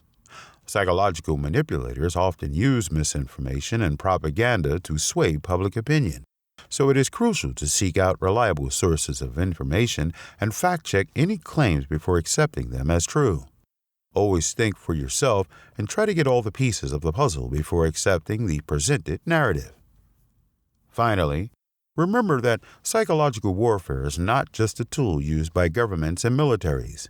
It can also be employed by individuals in personal relationships or in the workplace. Be vigilant for signs of manipulation in your interactions with others, and don't be afraid to set boundaries or seek help if you feel that you are being targeted. In conclusion, defending oneself against psychological warfare requires a combination of self-awareness, critical thinking skills, and vigilance. By staying informed and taking proactive steps to protect yourself, you can reduce your vulnerability to manipulation and maintain control over your own thoughts and actions. Bonus chapter: Bible verses on handling the enemy. Put on the whole armor of God, that you may be able to stand against the schemes of the devil. For we do not wrestle against flesh and blood, but against the rulers, against the authorities, against the cosmic powers over this present darkness, against the spiritual forces of evil in heavenly places. Do not rejoice when your enemy falls, and let not your heart be glad when he stumbles.